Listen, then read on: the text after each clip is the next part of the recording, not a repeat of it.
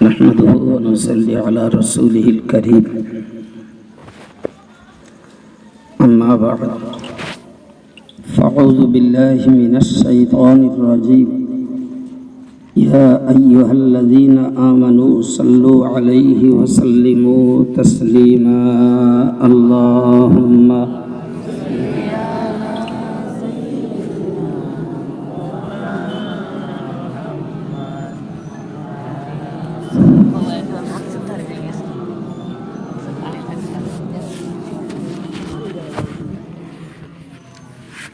فقد قال الله تعالى في القرآن المجيد وفي الفرقان الحميد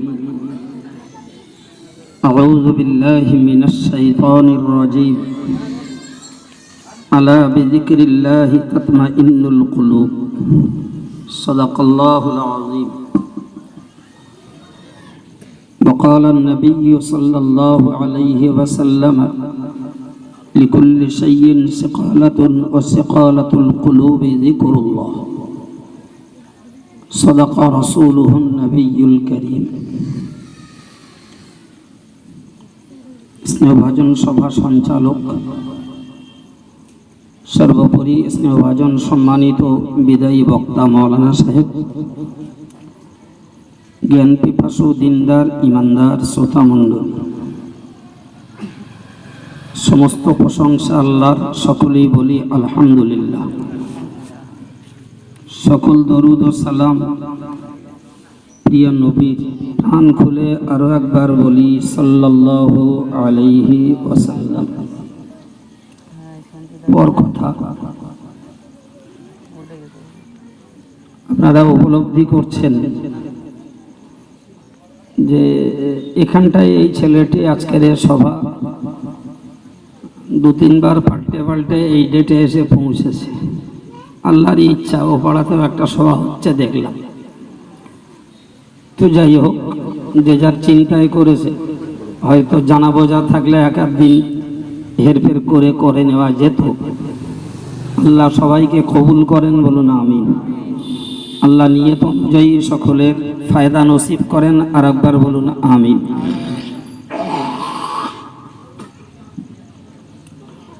আমার এতক্ষণ ধরে আপনাদের গ্রামের সুযোগ্য সন্তান স্নেহভাজন মাওলানা আইয়ুব আলী সাহেব আমি এসে তার 10 মিনিটের মতো কথা শুনছিলাম যে কথার ভাগের দিয়ে আপনাদেরকে তিনি বোঝাতে চাইছিলেন দুনিয়ার জীবনের হকিকত কত এবং পরলৌকিক জীবনের গুরুত্ব কতটা এর উপরে ভালো কথাই তিনি আপনাদেরকে শোনাচ্ছিলেন তবে তার বক্তৃতার আমি যতটুকু শুনেছি তার ভিতরে আরেকটা কথা তিনি আপনাদেরকে বলছিলেন যে সকল মানুষের জন্য উচিত কর্তব্য একটা নীরব অন্তর নিয়ে আল্লাহর কাছে যাওয়া আপনারা তো মজলিসে বসে শুনেছেন সুতরাং আরো ভালো শোনা স্বাভাবিক একটা রোগ মুক্ত অন্তর নিয়ে মরতে হয় পার্থিব জীবনের উপার্জিত অর্থ এবং তৈরি করা ছেলে মেয়ে এরা উপকারে আসবে না উপকারে যদি আসে রোগমুক্ত একটা অন্তরই মানুষের উপকারে আসবে তো অন্তরটার রোগ মুক্তির ব্যাপারে কারোরই দ্বিমত নেই যদি একজন নির্মল পরিচ্ছন্ন অন্তরের মানুষ হন সত্যি তিনি সৌভাগ্যবান এতে কোনো সন্দেহ নেই ভাই তাম পৃথিবীতে যত হাক্কানি পীর ওলি এসেছিলেন তাদের সকলেরই চেষ্টা ছিল অন্তরটাকে নির্মল করা অন্তরটা পরিষ্কার করাই ছিল তাদের মূল সাধনা আলহামদুলিল্লাহ সেই সাধনায় যারা সফলতায় পৌঁছাতে পেরেছিলেন, তারাই হয়েছেন প্রকৃত আল্লাহ প্রেমিক। সুবহানাল্লাহ। তারাই হয়েছেন আল্লাহর নিকটতম বান্দা, তারাই হয়েছেন আল্লাহ পাকের কাছে মকবুল। সুতরাং নীরব অন্তরের মানুষ হওয়ার চেষ্টা সবারই দরকার। ভাই, প্রিয় রাসূল সাল্লাল্লাহু আলাইহি ওয়াসাল্লামকে মহান আল্লাহ বিশ্ব মাঝে পাঠিয়েছেন। নাম্বার 1, ইয়াতলু আলাইহিম আয়াতিক, কোরআনের আয়াতগুলোকে মানুষের কাছে পড়ার জন্য। নাম্বার 2, ওয়ায়ুআল্লিমুহুমুল কিতাবা ওয়াল হিকমা, কোরআনের জ্ঞান বিজ্ঞান মানুষকে শিক্ষা দেওয়ার জন্য। নাম্বার 3, ওয়ায়ুযাক্কিহিম, অন্তরের পবিত্রতা অর্জন করাবার জন্য। সুবহানাল্লাহ। এর দ্বারাতেই অন্তর পরিচ্ছন্ন, পবিত্র, নির্মল হতে পারে। সেটা কি? জ্ঞান এবং জ্ঞানটাকে কাজে লাগা, শেখা এবং শেখা বিষয়টাকে কাজে লাগা। এরই ভিতর দিয়ে একজন মানুষের অন্তর নির্মল হতে পারে। প্রিয় ভাইরা, আমি আপনাদেরকে সঙ্গে আর একটু বোঝাই। অন্তর পরিষ্কার করানো ইসলামের একটি মৌলিক বিষয়। শুধু জ্ঞান যথেষ্ট নয়, শুধু আমার বক্তৃতা যথেষ্ট নয়, বরং জ্ঞানের সঙ্গে বক্তৃতার সঙ্গে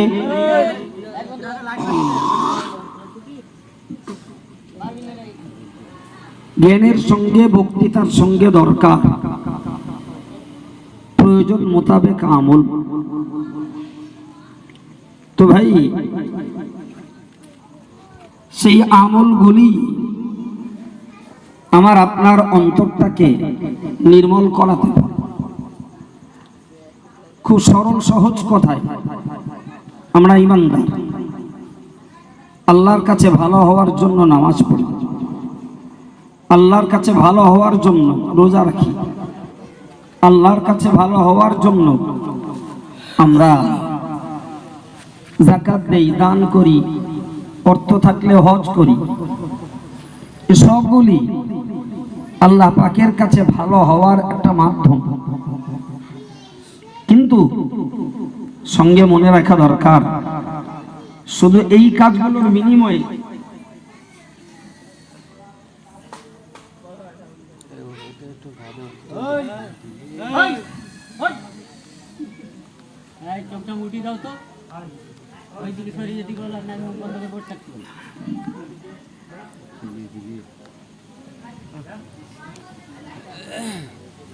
তো এই কাজগুলির দ্বারাতেই শুধু অন্তর পরিষ্কার হয় না।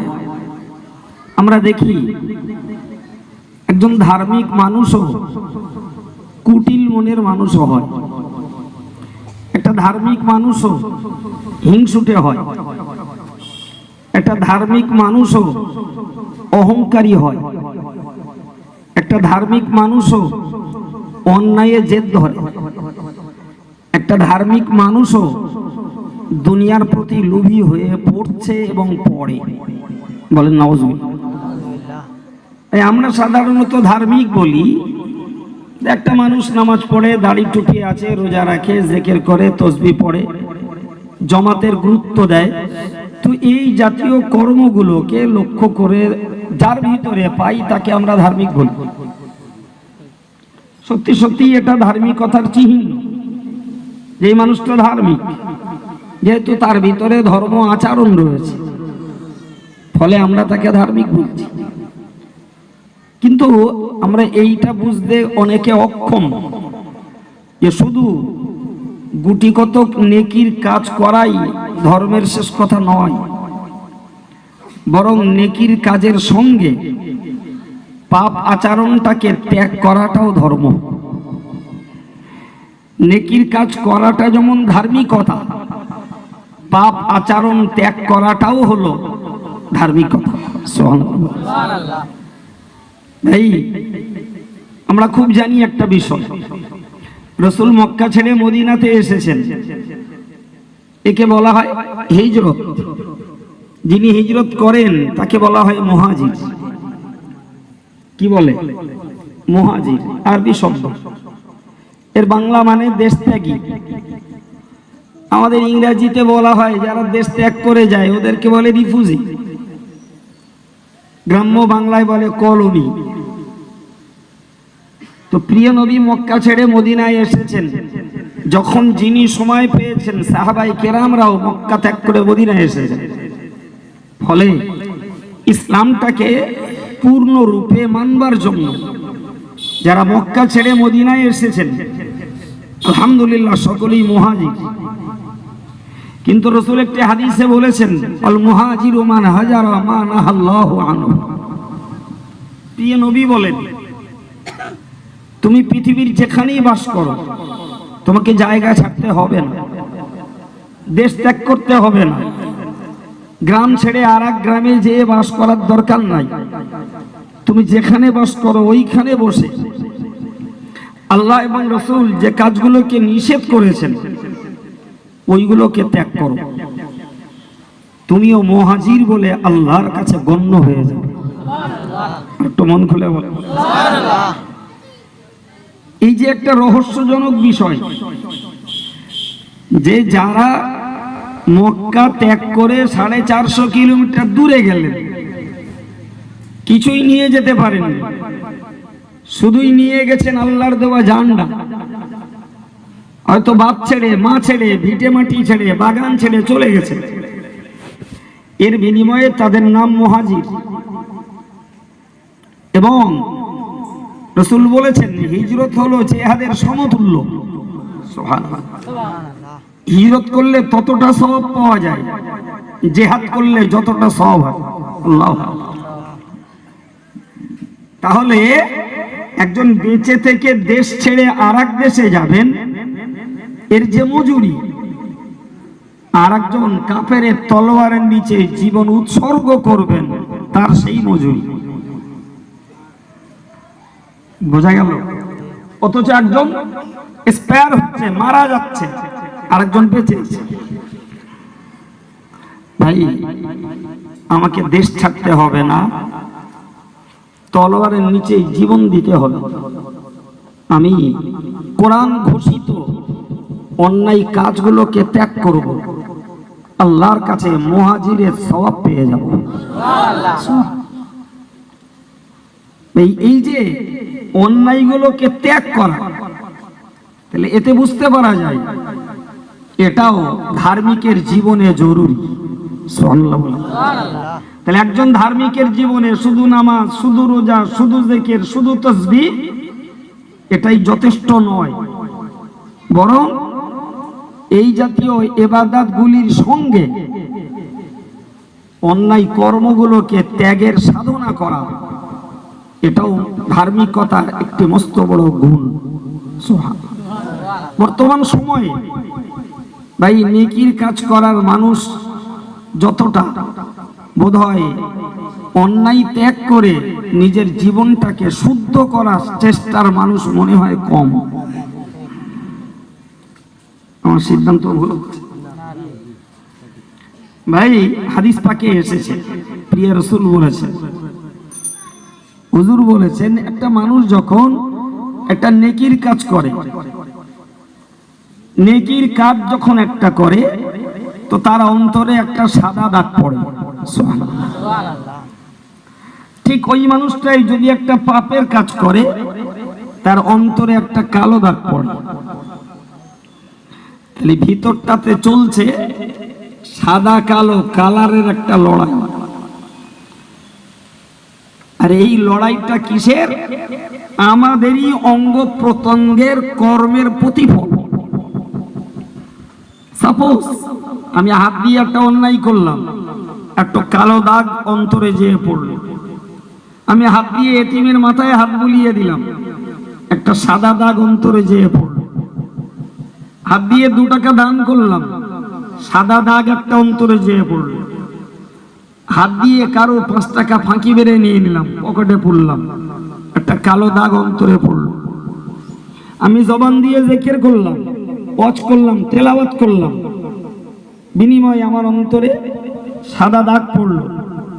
আমি জবান দিয়ে গালি দিলাম, কুৎসা রটালাম, মিথ্যা প্রচার করলাম, ভাই গীবত গেল্লা চুগলি করলাম, প্রত্যেকটার বিনিময়ে কালো দাগ অন্তরে পড়লো।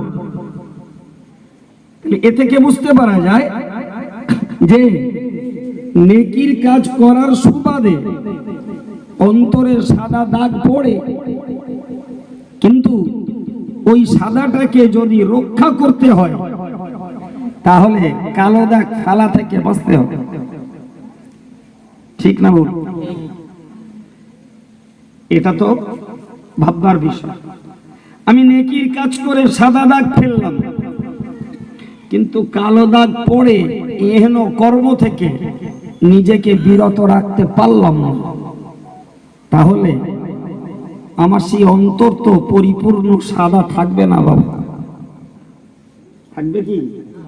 তাহলে নেকির কাজ করে অন্তরটাতে সাদা দাগ ফেলার যেমন চেষ্টা করা দরকার, পাপের কাজের দ্বারা অন্তরটার উপরে কালো দাগ না পড়ে এ ব্যাপারে সর্বদা সজাগ হওয়া দরকার। এবং এটা আপনার একলা নয়, ওই নীতি আমার জন্য, ওই নীতি পীর সাহেবের জন্য, পীরজাদার জন্য, ও নীতি ইমানদার মুসলমান সর্বস্তরের মানুষের জন্য একই বিধান, কারোর জন্য আলাদা নেই, কারোর জন্য আলাদা নেই। ভাইরামা, তাহলে আমাদের উচিত কর্তব্য হলো যে নেকিটা জোগাড় করা আর পাপটা থেকে নিজেকে সুরক্ষা দেওয়া। আল্লাহ পাকের নবী বলেছেন, লিকুল্লি শাইইন সিকালাতুন ওয়া সিকালাতুল কুলুবি যিকরুল্লাহ। প্রত্যেকটা বস্তুর ধার দেওয়ার একটি যন্ত্র রয়েছে, অন্তরের ধার দেওয়ার যন্ত্র হলো আল্লাহর জিকির। সুবহানাল্লাহ। তাহলে আল্লাহর জিকির করলে পাপের ময়লা দূর হয়, এটা বাস্তব। আল্লাহ পাকের নবী বলেছেন, হে সাহাবীরা তোমরা মনে রাখো, ইন্না হাযিহিল কুলুবা তাসদা কামা ইয়াসদাউল হাদীদু ইযা আসাবাহুল মা। প্রত্যেকটা অন্তরে মরিচা পড়ে, জং পড়ে, অন্তরে মরিচা পড়ে, জং ধরে। কেমন? নবী উদাহরণ দিয়ে বুঝিয়েছেন, লোহায় পানি লাগলে যেমন জং পড়ে, অন্তরে তেমন পাপের মরিচা ধরে। কিলা ইয়া রাসূলুল্লাহ ওয়া মা জালাওয়া। রাসূলকে বলা হলো, ইয়া রাসূলুল্লাহ, ওই অন্তরের জংটা তুরবার রাস্তা কি? আল্লাহ পাকে নবী বললেন, কাসরাতু যিকরিল্লাহ ওয়া কাসরাতু তিলাওয়াতিল কুরআন ওয়া কাসরাতু যিকরিল মাউত। তিনটে পথ, তিনটে পথ। একটা হলো জিকির, একটি হলো তেলাওয়াত, একটি হলো মৃত্যু স্মরণ। সুবহানাল্লাহ। এই তিনটি যিনি যত বেশি করতে পারবেন তার অন্তরের মরিচাটা, জংটা তত দ্রুত উঠবে। ভাই, তাহলে আমি পাপের কাজ করে অন্তরে ময়লা ধরিয়েছি, সে ব্যাপারে আমি ওভার স্যাঙ্গুই, সঙ্গে জিকির করে আর তেলাওয়াত করে অন্তরের পাপের ময়লাটাকে হাদিসের বিশ্বাসী বলছি ফের তুলে ফেলে পরিষ্কার অন্তর আবার উদ্ধার করেছি। কথা বোঝাতে পারছি আমি? এখন বক্তব্য যে অন্তরটা মরিচা ধরে যে কাজগুলোর দ্বারা, সেগুলো ছাড়তে পারিনি। তাহলে উপায়টা কি?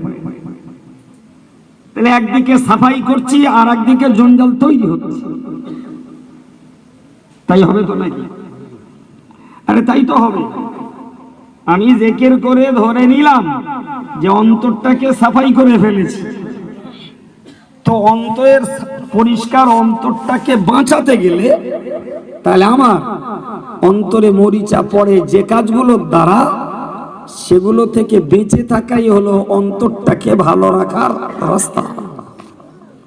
কিন্তু আমরা জিকির করতে রাজি, কিন্তু অন্তরটায় মরিচা ধরে সে কাজ থেকে বিরত থাকতে তো রাজি কম মানুষ। তাহলে তো 16 আনা লাভ করতে পারছি, পারছি কি? 16 আনা লাভ হচ্ছে, 16 আনা সাধু হতে পারছি, 16 আনা ভালো হতে পারছি, পাচ্ছি। সব থেকে গুরুতর কথা হলো, যেটা ভয়ঙ্কর সেটি হলো এটাই, ভাই পাপ করে তওবা করা যায়, ওটা খুব কঠিন নয়। আল্লাহ বলেছেন লা তাকনাতু মির রাহমাতিল্লাহ, তোমরা আমার রহমত থেকে নিরাশ হয়ো না। তুমি যত পাপ করেছো আমি মাফ করব, তুমি চাইতে পারলে আমি ক্ষমা করতে পারবো। সুবহানাল্লাহ। তোমার চাইতে দেরি, আমি আল্লাহর ক্ষমা করতে দেরি হয়, তুমি চাও। তো আমি চাইলাম, চাওয়াটা সহজ, ওটা কঠিন নয়, কিন্তু সেই অন্তরটাকে আমি ইন ফিউচারে, ভবিষ্যতে নতুন করে পাপ না জড়িয়ে পড়ে, এই সাধনাটাই তো হলো মস্ত বড় জিহাদ, এটাই তো বড় সংগ্রাম, এটাই তো সব থেকে বড় মুজাহিদের কাজ। সুবহানাল্লাহ।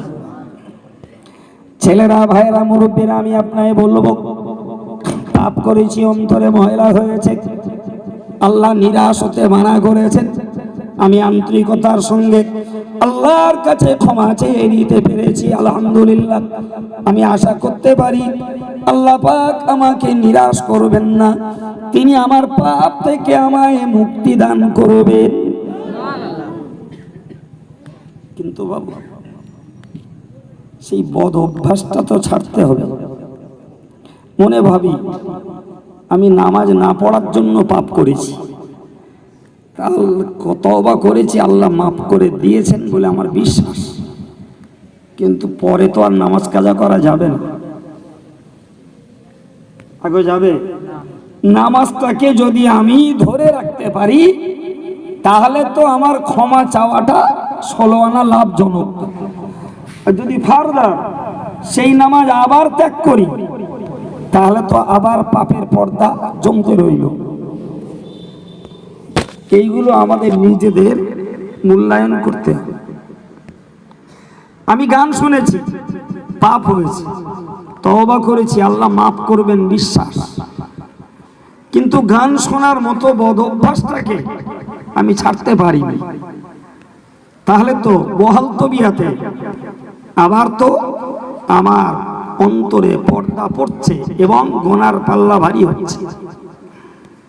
জি ভাই, অ্যাকচুয়াল নির্মল অন্তরের মানুষ হয়ে যদি আল্লাহর কাছে যেতে হয় তাহলে আমাদের দরকার নেকির কাজে যেমন চেষ্টা তেমন দরকার পাপের কাজে ব্রেক, পাপের কাজ স্টপ করতে হবে। তাহলে তো নির্মল পরিচ্ছন্ন মনের মানুষ হওয়া যাবে, ঠিক কিনা ভাই? আমার ছেলেরা, ভাইয়েরা, মায়েরা অনেকে আছেন যারা সুদের সংস্রব ত্যাগ করতে পারেনি, সুদটাকে ছাড়তে পারেনি। এখন ধরে নেন কোন ব্যক্তি সুদ খেয়ে চলেছে, কিন্তু অজনসিয়া শুনবার বিনিময়ে একটা মন তৈরি হয়েছে যে আমি ক্ষমা চাবো আল্লাহর কাছে। তা আলহামদুলিল্লাহ, ভালো দিক, ভালো জিনিস, ভালো নিয়ে ক্ষমা চাইলেন তিনি। আমি এক বাক্যই ধরে নিলাম, সুদ করে তওবাকে আল্লাহ মাফ করে দিলেন, তার বিগত গুনাহটাকে মুছে দিলেন।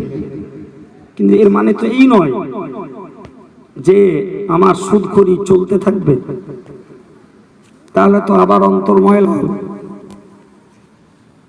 যদি আল্লাহ ক্ষমা করে তাহলে তো ব্যাকের গুলো মুছে না হয়ে গেল, কিন্তু সুদের মতো বিধ্বংসী পাপটা থেকে যদি নিজে বাঁচতে না পারি তাহলে আমার অন্তর আবার কালিময় হবে, আবার পাপের পাল্লাটা ভারী হতে থাকবে।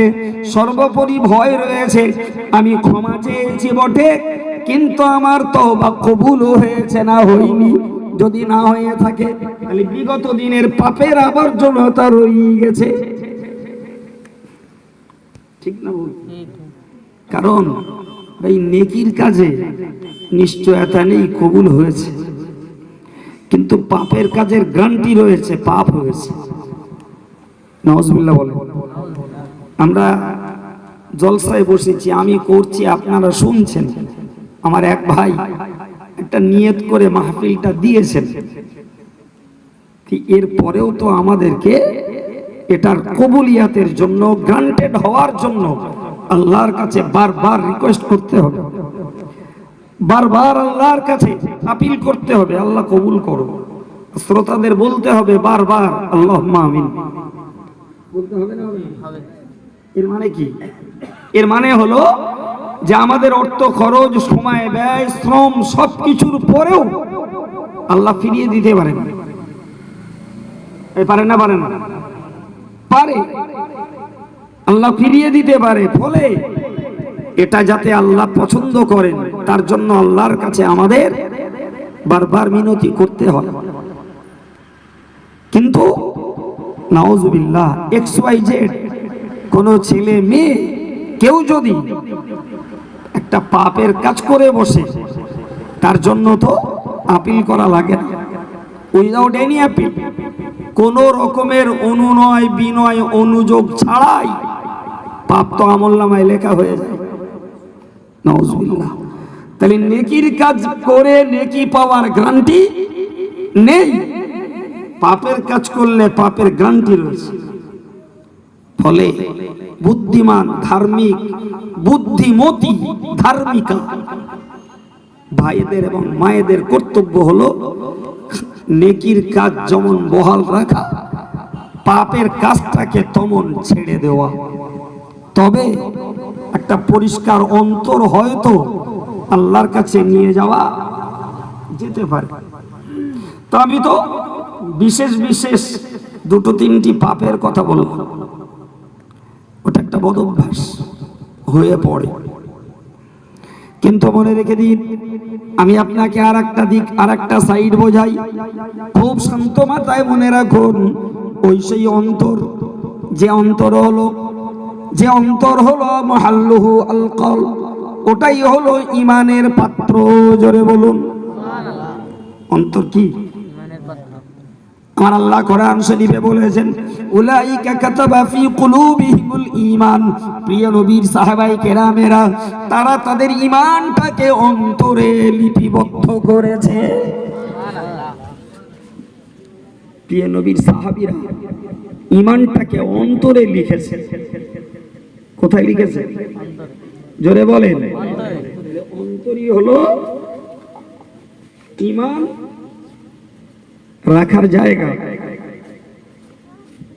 অন্তর কি? ঈমান রাখার জায়গা। যে অন্তরটা ঈমান রাখার জায়গা, সেটা পরিষ্কার হওয়ার দরকার আছে না নেই? অবশ্যই আছে। আমি খুব সাদাসিধা ভাবে বোঝাই ভাই, মধু একটা ক্রিয়াশীল বস্তু, যাতে রয়েছে যেমন পুষ্টি তেমন রয়েছে রোগের মুক্তি। সুবহানাল্লাহ বলেন। মধুর ব্যাপারে খোদ আল্লাহ এবং রাসূল প্রচুর প্রশংসা করেছেন। দৈনিক জীবনে মধু সেবন প্রত্যেকটা মানুষের জন্য উপকার। এর ব্যাপারে কোরআন শরীফে সূরা এসেছে ভাই। এখন এই মধুর মতো একটা ক্রিয়াশীল, উপযোগী, উপকারী বস্তু, আমি এইটাকে একটা বেরো ভাঁড়ে রাখবো, মধু ভালো থাকবে? কেউ বলবেন? ভালো থাকার কোনো যেমন উন্নত জিনিস, পাত্রটা তেমন হয়েছে ঘৃণ্য ওর জন্য। ভাঁড়ের কাজ আলাদা, ভাঁড় মধু রাখার জন্য নয়। তাহলে মধুর ক্রিয়াটাকে যদি সক্রিয় রাখতে হয়, তাহলে একটা স্বচ্ছ জীবাণু মুক্ত একটা কাঁচের পাত্র বা অন্য কোনো জার প্রয়োজন, যেটা জার্মলেস, যাতে জীবাণু নেই, তবে সেই মধুটা তাতে ভালো থাকবে, সুস্বাদু থাকবে, ক্রিয়াশীল থাকবে, ঠিক কিনা? তো অন্তর যখন ঈমান রাখার পাত্র, ওই অন্তরটা জীবাণু মুক্ত হওয়ার দরকার আছে না নেই? ভাবনা ভাবার লোক কম, এমনি কলেমা পড়ি আমি ইমানদার, মুসলিম ঘরে জন্মেছি আমি মুসলমান, মাঝে মধ্যে নামাজ কালামে ঠাকাই হতে আমি মুসলমান, দাড়ি টুপি আছে এতে আমি মুসলমান, দান করি আমি মুসলমান। কিন্তু প্রকৃত মূল্যায়ন করলে আমাকে ভাবতে হবে যে ঈমান হলো যে ইসলামী জীবনের মূল সম্পদ, সেই সম্পদটা রাখার জায়গা যখন অন্তর, তাহলে এটার পরিচ্ছন্নতা অবশ্যই জরুরি। আর এই পরিচ্ছন্নতা দেখাতেই প্রিয় নবী এসেছেন। আর ওই পরিচ্ছন্ন মানুষটাই কিয়ামতের দিনে উপকৃত হবে বলে খোদ আল্লাহ জানিয়েছেন। সুবহানাল্লাহ। বাকি আমাদের প্রচেষ্টা। ওগো ভাইরা, মুরব্বীরা, ছেলেরা, পর্দায় অবস্থানরত মায়েরা, আমি সবের কাছে নিবেদন করে বলবো, অন্তর যখন ঈমান রাখার পাত্র, আমি বোঝানোর জন্য বলেছি, মধু যদি রাখতে হয়, তার জন্য যদি জীবাণুমুক্ত কাঁচের পাত্র ভালো হয়, কিংবা অন্য কোনো জীবাণুমুক্ত জার, তাহলে নিশ্চিত বুঝেছি ঈমানটাকে যদি আমার সুস্থ রাখতে হয়, তাহলে জীবাণুমুক্ত একটি অন্তরের প্রয়োজন দরকার আছে। তো ভাই এবার বুঝুন, আমার অন্তরটার জীবাণু, অন্তরটার জীবাণু নাম্বার 1 আমি আমার হিসাবে বলছি, একটা হলো অহংকার। এটা অন্তরের একটা জীবাণু। কি বলেছি? জোরে বলেন। অহংকার অন্তরের একটা জীবাণু, অহংকার, যে ব্যাপারে প্রিয় নবী ইঙ্গিত করে বলেছেন, লা ইয়াদখুলুল জান্নাতা মান কানা ফি কলবিহি মিসকালু যাররাতিন মিন কিবার। আল্লাহ পাকের নবী বলেন, ওগো সাহাবীরা, ওগো উম্মতে মুসলিমা, তোমরা মনে রাখো, লা ইয়াদখুলুল জান্নাহ, ওই লোকটা জান্নাতে সহজে সরলে প্রাথমিক অবস্থাতে প্রবেশ করবে না। মান কানা ফি কলবিহি, যে লোকটার অন্তরের ভিতরে রয়েছে মিসকালু যাররাতিন মিন কিবার, একটি বটের ফলের ভিতরে দানা পরিমাণ, ছোট্ট পিঁপড়ের মাথা পরিমাণ অহংকার যদি কারোর অন্তরে জায়গা পায়, ওই মানুষটা সহজে জান্নাতে যেতে পারবে না। নাউজুবিল্লাহ বলে।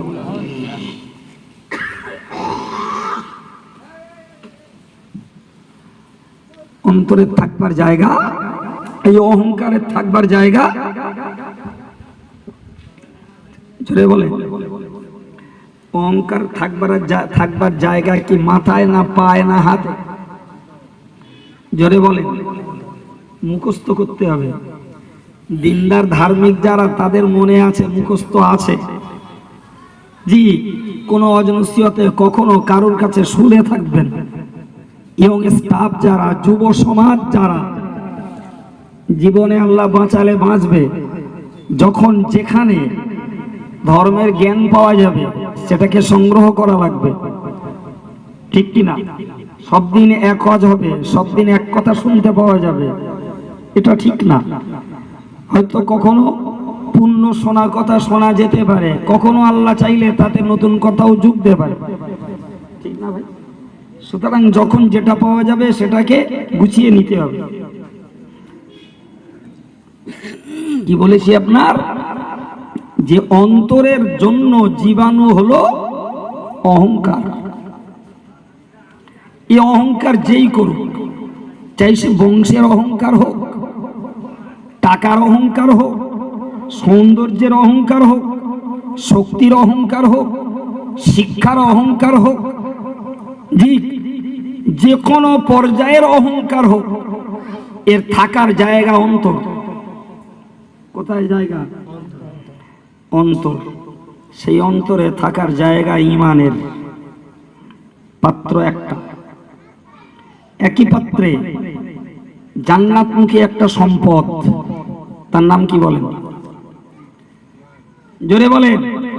ঈমান। ঈমান বান্দাকে জান্নাতে নিয়ে যাবে, সুবহানাল্লাহ বলেন। সুতরাং জান্নাতমুখী একটা সম্পদ ঈমান, সেটা যে পাত্রে জাহান্নামমুখী আরেকটি সম্পদ যার নাম অহংকার, সেটাও একই পাত্রে। রিপোর্টটা ভালো না খারাপ? কথা বলে একটু আপনার খারাপ মনে হচ্ছে? হযরত নূহ নবী আলাইহিস সালাতু ওয়াস সালামের কিস্তিটা যখন পানি ছাড়া হয়ে ভাসছিল, নূহ নবী আলাইহিস সালাম একটু তদারকি করতে যেই দেখলেন একটা সুন্দর সুদর্শন যুবক ঘুরছে ওই কিস্তিতে, যেটা নূহ নবীর অপরিচিত। নূহ নবী তার কাছে গিয়ে বললেন, তুমি কে? বলল, হুজুর সত্য কথা স্বীকার করছি, তবে আমাকে কিস্তি থেকে নামিয়ে দেবেন না।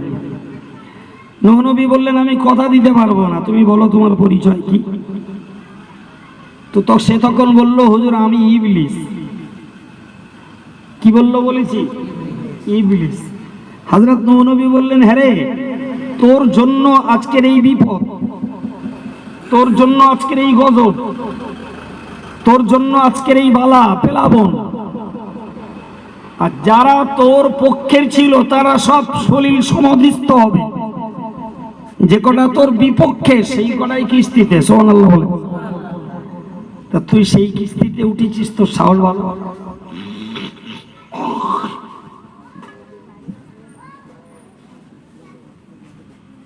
আচ্ছা, এই কটার একটু হয় বসান নাই খসান, যে কোনো একটা করে। বসালেও ঠিক আছে, খসালেও ঠিক আছে, নাহলে ওদের যতই বলেন কথা বলিস না, এখানে আসিস না, ও হবে না। জি, আমি মাঝে মাঝে বলি না, ওদের পিছনে ইবলিস চিমটি কাটে, একটু বকে আয়, যদি হ্যাম্পার করা যায়, যা হবে তাই ইবলিসের লাভ। ভাইরা আমার, তা আমি কি বললাম, যে নূহ নবী তাকে জিজ্ঞাসা করতে কি পরিচয় দিল? বলল, আমি কে? ইবলিস। বললে মুখস্থ হবে। হযরত নূহ নবী হতবাক, বল তোর জন্যই সর্বনাশ, আর যে কটা বেঁচে আছে সে কটাই কিস্তিতে, তোর তাতি। তাহলে হুজুর কোথায় যাব?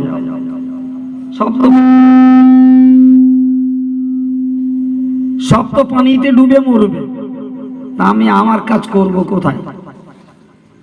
ইবলিস সত্যি বলেছে না মিথ্যা বলেছে? একদম সত্যি। জি। তো নূহ নবী বললেন, দেখ ইবলিস, এই কিস্তিতে তোকে থাকতে দেবো না। ইবলিস বলল, হুজুর জানি আমি, যে আমি শিকার হলে আমার থাকতে দেবেন না। তো বলল, অত কথা না, তুই না। ইবলিস বলল, হুজুর বেয়াদবি ক্ষমা করুন, আল্লাহ আমাকে জান্নাতে জায়গা দিয়েছিলেন, আমি জান্নাতের ভিতরেই থাকতাম, কিন্তু সেই জান্নাত থেকে আমি বহিষ্কৃত হয়েছি। তবে হুজুর শুনুন, জান্নাতে থাকাকালীন আমি 5টা জিনিস শিখেছিলাম, এর মধ্য থেকে 3টি জিনিস আপনাকে বলবো, আর 2টি জিনিস বলবো না। হযরত নূহ নবী আলাইহিস সালাতু ওয়াস সালামকে আমার আল্লাহ ওহী নাজিল করে বললেন, হে আমার নবী নূহ, তুমি ইবলিসকে বলো যে 2টো বলবে না বলছে ওই 2টো বলতে, যে 3টে বলবে বলছে ওই 3টির দরকার নেই। ওহী কে নাজিল করেছেন? আল্লাহ। আর নূহ নবীর কাছে ওহী নাজিল হয়েছে, ও তার ইবলিস খবর রাখে না। জি, এই নূহ নবী ঘুরিয়ে ধরলেন, ইবলিস তুই যে 3টি বলবি বলছিস ও 3টের আমার দরকার নেই। জি, আর যে 2টো বলবি না বলছিস বলিস তো ওই 2টো বল। তো ইবলিস বলল, হুজুর আমি জানি যে আমি যেটা বলবো না সেটাই আপনি শুনতে যাবেন। জি। হযরত নূহ নবী বললেন, তোর অত ভনিতা আমি চাইছি না, তুই বলবি তো বল, না বলবি তো না, তোর কাছ থেকে শোনার আমার দরকার নেই। নূহ নবীর শোনার দরকার আছে? কথা বলেন, দরকার আছে? আরে নূহ নবীর জন্য তো আল্লাহ যথেষ্ট। হ্যাঁ। তো ইবলিস বলল, হুজুর সেই যখন বলেছি তো বলবো। তাহলে বল। বলে হুজুর শুনুন, আমি কোন অংশে অযোগ্য নই, কোন অংশে আমার ইলমে আমলে কোনো ব্যাপারে আমার ঘাটতি ছিল না, কিন্তু সর্বনাশ আমার হয়েছে অন্য জায়গায়। সেটি হলো আমি এই ধ্বংস হয়েছি দুটি কারণ, একটি হলো অহংকার, আরেকটি হলো হিংসা। এই দুটিতেই হয়েছে আমার জীবনের সর্বনাশ। তো আপনি আমায় নামিয়ে দিচ্ছেন দেন, তবু আপনি আপনার জন্য নয়, শুধু আপনার উম্মতের জন্য, বিশ্ব উম্মতে মুসলিমার জন্য আমি উপকারটাকে করে যাই। এরা যদি আল্লাহর দয়ার জান্নাতে যেতে চায়, এই দুটোকে যেন জীবনের মতন ত্যাগ করে। একটি হলো অহংকার, অপরটি হলো হিংসা। আমার সর্বনাশ হয়েছে হিংসা করে, আর আমার সর্বনাশ হয়েছে অহংকার করে। ইবলিস ভুল বলেছে না ঠিক বলেছে? ইতিহাস তার স্পষ্ট। নাম্বার 1 অহংকার। আল্লাহ আদমকে কেবলা বানিয়ে সেজদা দিতে বললেন, ইবলিস দেয়নি। ইবলিস দেয়নি। তার যুক্তি ছিল আনা খায়রুম মিনহু, আমি ইবলিসের থেকে ভালো, আমি আদমের থেকে ভালো। এটা ছিল ইবলিসের বক্তব্য, আদমের থেকে আমি ভালো। রাগ করেন না, আমি শুধু ওই বউকে টাইম পাস করতে আসি না, প্রয়োজন মতো কাজে লাগুক কথাগুলো, সেই চিন্তায়ও দুটো কথা বলি। ভাই, আমরা সামাজিক জীবনে অ্যাভেলেবেল এরকম দোষ করে ফেলি না ফেলি না? জি, ওরা শেখ, ওরা শেখ, আমি সৈয়দ, ও মন্ডল, আমি সিদ্দিক, ও চৌধুরী, আমি মীর, ও চাষা, আমি হলাম মোঘল। ফলে ওর থেকে আমি ভালো। এ সর্বনাশ আছে না নেই? কথা বলেন। সাধারণত দূরের কথা, যারা পীর সেজেছে, হোমরা চোমড়া সেজেছে, তাদের ভেতরেও এই সর্বনাশে নীতি কাজ করছে। করে না? আজও বাংলার মাটিতে শিক্ষার যুগে, কম্পিউটারের যুগে, দেশ জাতি ধর্মের উন্নয়নের যুগেও চলে জাতি বিদ্বেষ, জাতিকে ঘৃণা। এখনো জাতিকে নিচু মনে করা হয়। জি, এক এক শ্রেণীকে নিজেদের তুলনায় নগণ্য জঘন্য মনে করে, আর আরেকটা তুলনায় নিজেকে বড় আর গর্বিত মনে করে। স্বভাব কার? জোরে বলেন কার? ইবলিসে দেখালো আদমের কাছে, আনা খায়রুম মিনহু, আমি আদমের থেকে ভালো। যুক্তি তার ছবির মতো স্পষ্ট। আদম মাটির, আমি আগুনের।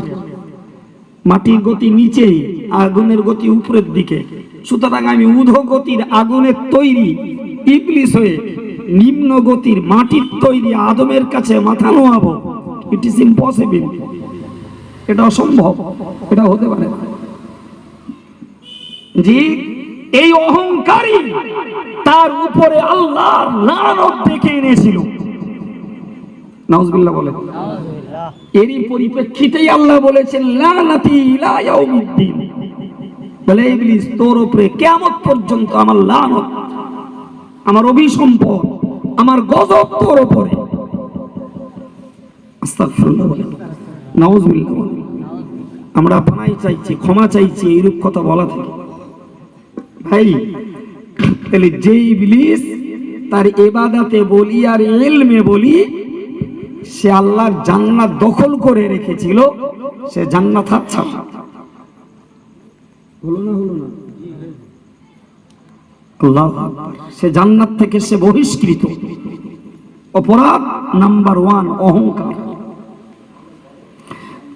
ও ভাইরা, জওয়ানেরা, ছেলেরা, আমরা আমজনতা হই, সাধারণ শ্রমজীবী কিংবা সাধারণ শিক্ষিত, অথবা হই না কেন আমরা সাধারণ অর্থশালী, যদি কারোর ভিতরে এই জিনিস কখনো দানা বাঁধে, কারো ভিতরে যদি কখনো এই জিনিস যদি উতলে ওঠে যে আমি অমুকের তুলনায় অর্থে ভালো, অমুকের তুলনায় বংশে ভালো, অমুকদের তুলনায় আমি শিক্ষায় ভালো, অমুকদের তুলনায় আমি সৌন্দর্যে ভালো, অমুকদের তুলনায় শক্তিতে আমি জোরদার, নিশ্চিত করে মনে রাখুন ইবলিসের পাওয়া জান্নাত যদি হাতছাড়া হয়, তাহলে জান্নাতের বাইরে যে আদম সন্তানেরা এরা যদি সেই অহংকারের গাড্ডায় পড়ে, অহংকারের কবলে পড়ে, সে হোক না পীর, হোক না পীরের বাচ্চা দাবিদার, হোক না মাওলানা মুফতি, হোক না হাফেজ হাজি, হোক না ডাক্তার মাস্টার, হোক না কোনো রাজনীতিক এমএলএ এমপি, হোক না কেন সে যে কোনো পর্যায়ের যে কোনো পর্যায়ের গুণধারী, তার অহংকার যদি তার ভিতরে থাকে, তাহলে ইবলিস যদি অহংকারের দোষে জান্নাত থেকে বঞ্চিত হয়, বহিষ্কৃত হয়, তাহলে জান্নাতের বাইরে যারা, এদের পক্ষে ওই জান্নাতে ঢোকা কঠিন হয়ে দাঁড়াবে। পাওয়া জিনিস যদি হাতছাড়া হয়, সেই দোষ করে পাবো বললি হিসাব ভুল হবে না ঠিক হবে? একদম ভুল অঙ্ক, একদম ভুল অঙ্ক। বর্তমান যুগে এক শ্রেণীর তথাকথিত প্রবক্তা যারা পীর সেজেছে, তারা নিজেরাও জান্নাতে যাচ্ছে আর অন্যদেরকে নিয়ে যাচ্ছে, জি, অথচ অহংকার গজগজ করছে। এই কথা বলুন। আর একদল নির্বোধ, আর একদল নির্বোধ, অপড়ুয়া, অবুঝ শ্রেণীর মানুষ মনে মনে করছে জি এ যখন পীরির রক্তের, পীরির বংশের, সুতরাং ও 7টা খুন করলো ওর ক্ষমা, ও অহংকার করলো ওর মাপ, ও হিংসা করলো মাপ, ও গাল দিলু মাপ, ও গীবত করলো মাপ, ও বোধহয় কুৎসা রটালো মাপ। তাই এরকম কোন থিওরি ইসলামের নেই বাবা, এরকম কোন কথা বলে। ইসলাম পক্ষপাতিত্বের ধর্ম নয়, ইসলামের প্রবর্তক আল্লাহ। জোরে বলে ইসলামের মালিক কে? ইসলাম ধর্ম কার? ইসলাম যে আল্লাহর প্রিয় এবং পছন্দনীয় ধর্ম, সেখানে কোনো পক্ষপাতিত্বের লেশ নেই। জি, যারা যে শ্রেণীর মানুষ, সবার জন্য ইসলামী বিধান সমান। জি, কথাটা সবাই বোধহয় বুঝতে পারেন, আর একটু ছাড়িয়ে দিলে সবার পক্ষে বোঝা সহজ। ভাই, অ্যাডাল্ট, সাবালেগ, বুদ্ধিজীবী, সাবালেগ বুদ্ধিজীবী সবার জন্য ঈমান আনা ফরজ। সাবালেগ বুদ্ধিজীবী, জি ভাই, সবার জন্য 5 বারের নামাজ পড়া ফরজ। সাবালেগ বুদ্ধিজীবী মেয়ে মরদ সকলের জন্য রমজানের রোজা রাখা ফরজ। কথা বুঝে আসছে? তাহলে এইরকম ইসলামের মৌলিক বিষয়ে ধনী গরিব, শিক্ষিত মূর্খ, উঁচু বংশ নিচু বংশ, সাদা কালো, জি দরিদ্র কিংবা ধনী, সবার জন্য সমান বিধান। জি ভাই, সমাজ যারে উঁচু বংশের মনে করে, তার জন্য নামাজ 3 ওয়াক্ত নয়। জি, যারা সমাজের খুব দায়িত্বশীল কর্মী, তার জন্য রোজা 2টা 1টা নয়, তার জন্য হয় 29 নয় 30টা সমান। ছাড় যেটাই আছে। ধনী যদি মুসাফির হয়, তার জন্য 4 রাকাত ওয়ালা নামাজ 2 রাকাত। গরিব যদি মুসাফির হয়, তার জন্য 4 রাকাত ওয়ালা নামাজ 2 রাকাত। জোরে বলো, আর একটু মন খুলে বলো। ও ভাইরা আমার, ধনী যদি হজ করতে যায়, তাকেও আরাফাতের ময়দানে লুটোপুটি খেতে হবে। গরিব যদি হজ করতে যায়, তাকেও আরাফাতের মাঠে লুটোপুটি খাওয়া লাগবে। কথা ঠিক না ভুল? ও ভাইরা আমার মনে রাখুন, ধনীর ঘরের মেয়েদের যদি মাসিক হয়, ওদের জন্য যেমন নামাজ ত্যাগ করতে হবে, রোজাও ত্যাগ করতে হবে, পরবর্তীতে রোজা কাজা করতে হবে, নামাজ তাকে কাজা করতে হবে না, ঠিক ততই বছর গরিবের ঘরের মেয়েদের যদি মাসিক হয়, একই বিধান, তার নামাজ রোজা ছাড় দিতে হবে, তবে পরবর্তীতে রোজা কাজা করতে হবে, নামাজ পুনরায় তাকে পড়তে হবে না। কথা বলতে কিছু জি, ছাড় যেটা গরিবেরও ছাড়, ধনীরও ছাড়, জি করণীয় যেটা ধনীরও যা গরিবের, জি ভাই গরিবের জন্য যাকাত নেই, ধনীর অর্থ রয়েছে বলে যাকাত। কথা বুঝতে পারেননি? সুতরাং এখানে গরিবের সঙ্গে ধনীর অর্থে সমতা নেই, ধনীর অর্থ বেশি, যাকাত দাও। তোমার টাকা বেশি হয়েছে, মক্কায় যেতে পারো, হজ করো, ও বোঝা গরিবের ঘাড়ে নয়। কথা বুঝতে পারেননি ভাই? ব্যাপারটা এই যে গুরুতর সূক্ষ্ম পার্থক্য, যে ইসলামের মৌলিক বিষয়ে যিনি যে ব্যাপারে যোগ্য সেটা তার করণীয় সবার সমান, যে ব্যাপারটা ইসলাম ছাড় দিয়েছে সেই ব্যক্তি যে বা যারা সবার ছাড়। কথা বুঝতে পারেন? সবার ছাড়। জি ভাই, কোন ধনী মানুষের আল্লাহ না করুন মনে করুন তার লাগাতার প্রেসার টপিয়ে পড়ে, আরবিতে একে বলা হয় সিলসিলাতুল বাউল, ধারাবাহিক পেশাব হচ্ছে ভাই, তার জন্য সে ধনী, তার জন্য শরীয়তের হুকুম যে ওয়াক্ত এলে তুমি উজু করে নামাজ পড়ো, ওর ভিতরে যতবার পড়ুক ও নামাজ জায়েজ। ঠিক গরিবের জন্য ওই মাজুর, ওই রকমের গরিব যদি আপত্তিমূলক হয়, তারও পেশাব পড়ছে, তার জন্য একই বিধান। কিন্তু এটা নয় বাপ যে ধনীর নামাজ 3 ওয়াক্ত, রোজা 5টা, আর গরিবের 5 ওয়াক্ত, রোজা 30টা। কেসে রামনা বাপ? জি, ইসলামী বিধান সবার জন্য কেবল মাত্র আমাদের দেশে কিছু অপপ্রচার চালিয়ে চালিয়ে চালিয়ে চালিয়ে মানুষের মাথায় ঢোকানো হয়েছে এমন একটা বিষয়। জি, মৌলানা মুফতি হুজুর সাহেব, পীর সাহেব, পীরজাদারা, ওরা যদি ভুল করে ওটা ভুল না, ওরা পাপ করলি ওরা পাপ না, ওটা গাল দিলি ওরা পাপ না, ওরা মিথ্যা কথা বললি ওটা দোষের না, ওরা যদি 7 খুন করে তাও ওরা মাফের যোগ্য, হাজার হোক পীরির বাচ্চা। এই যে নির্বুদ্ধিতা, এই যে বোকামি এক শ্রেণীর দিন ধর্ম অবুঝ ছেলেদের ভিতরে আর সমাজের মেয়েদের ভিতরে কাজ করছে, এটা এদের জন্য বিপজ্জনক।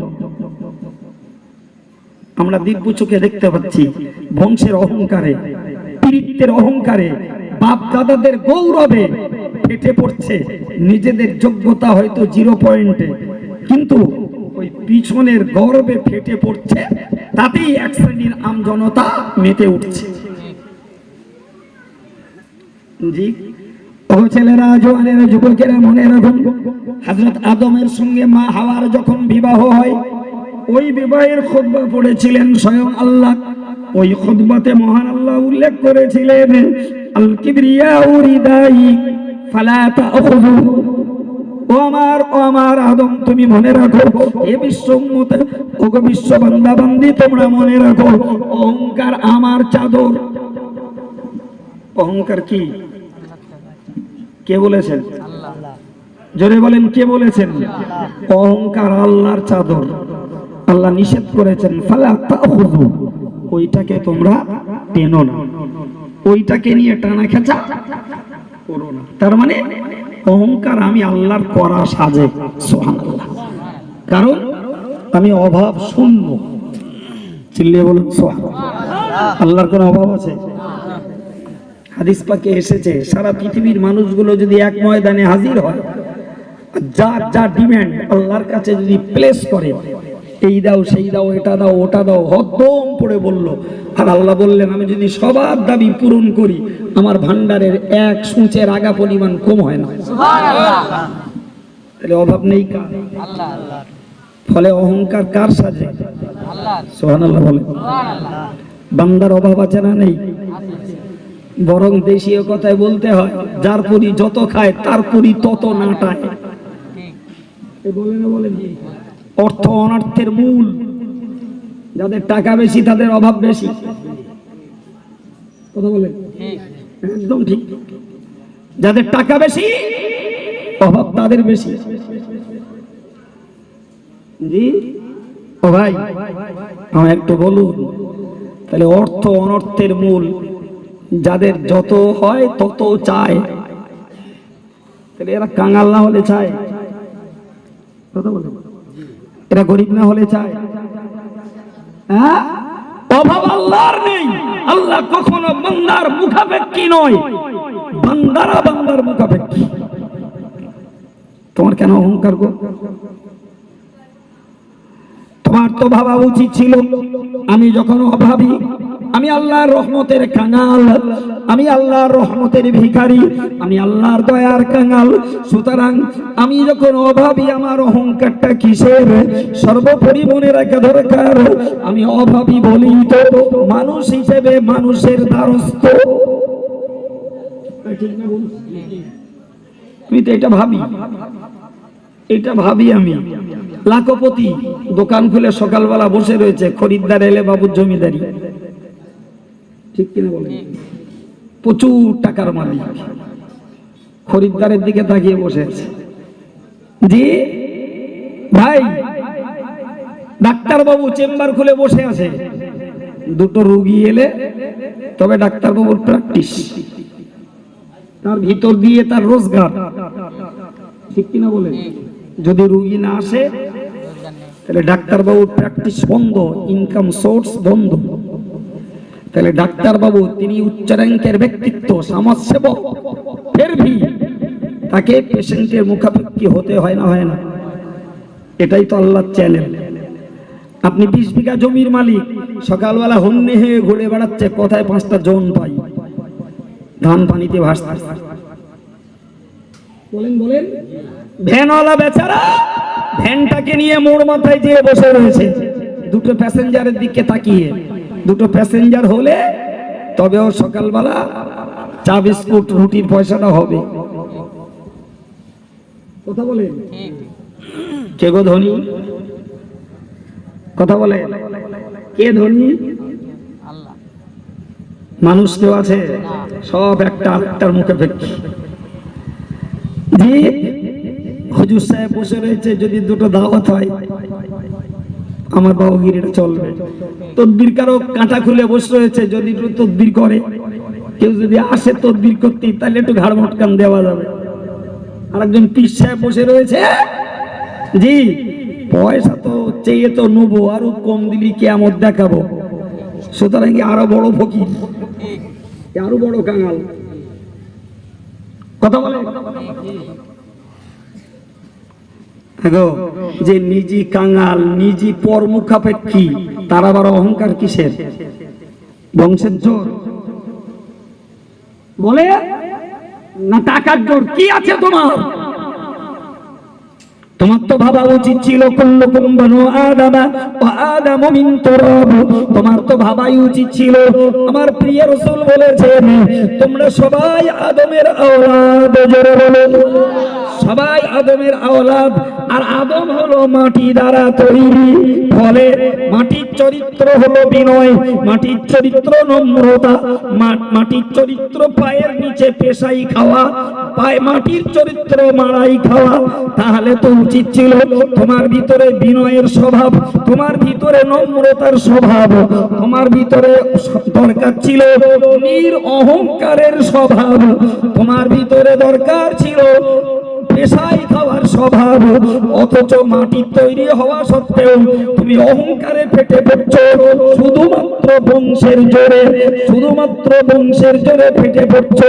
গুণযোগ্যতা যাদের ছিল তারা তো কবরে, গুণযোগ্যতা নাই, অথচ পূর্বপুরুষদের জেরে চলছে অহংকারের ভার। এটা কি, এটা কি জান্নাতের গুণ? জোরে বলে। স্পেশালিটি কারোর জন্য নেই। আমি আগে বুঝিয়েছি, নেকির কাজ করাটা যেমন অন্তরের জন্য সাদা দাগ পড়ার ওসিলা, পাপের কাজ ত্যাগ করাটা যেমন কালো দাগ থেকে অন্তরটাকে রক্ষা। এই বলেছি না বলিনি? হ্যাঁ, সুতরাং আমি হুজুর সাহেব, মৌলী সাহেব, মৌলানা, মুফতি, পীর সাহেব, হাফিজ সাহেব, পিজ্জাদা সাহেব যেই হই, তাহলে আমার নেকির কাজও করা লাগবে, পাপের কাজটাও বাদ দেওয়া লাগবে না, লাগবে না?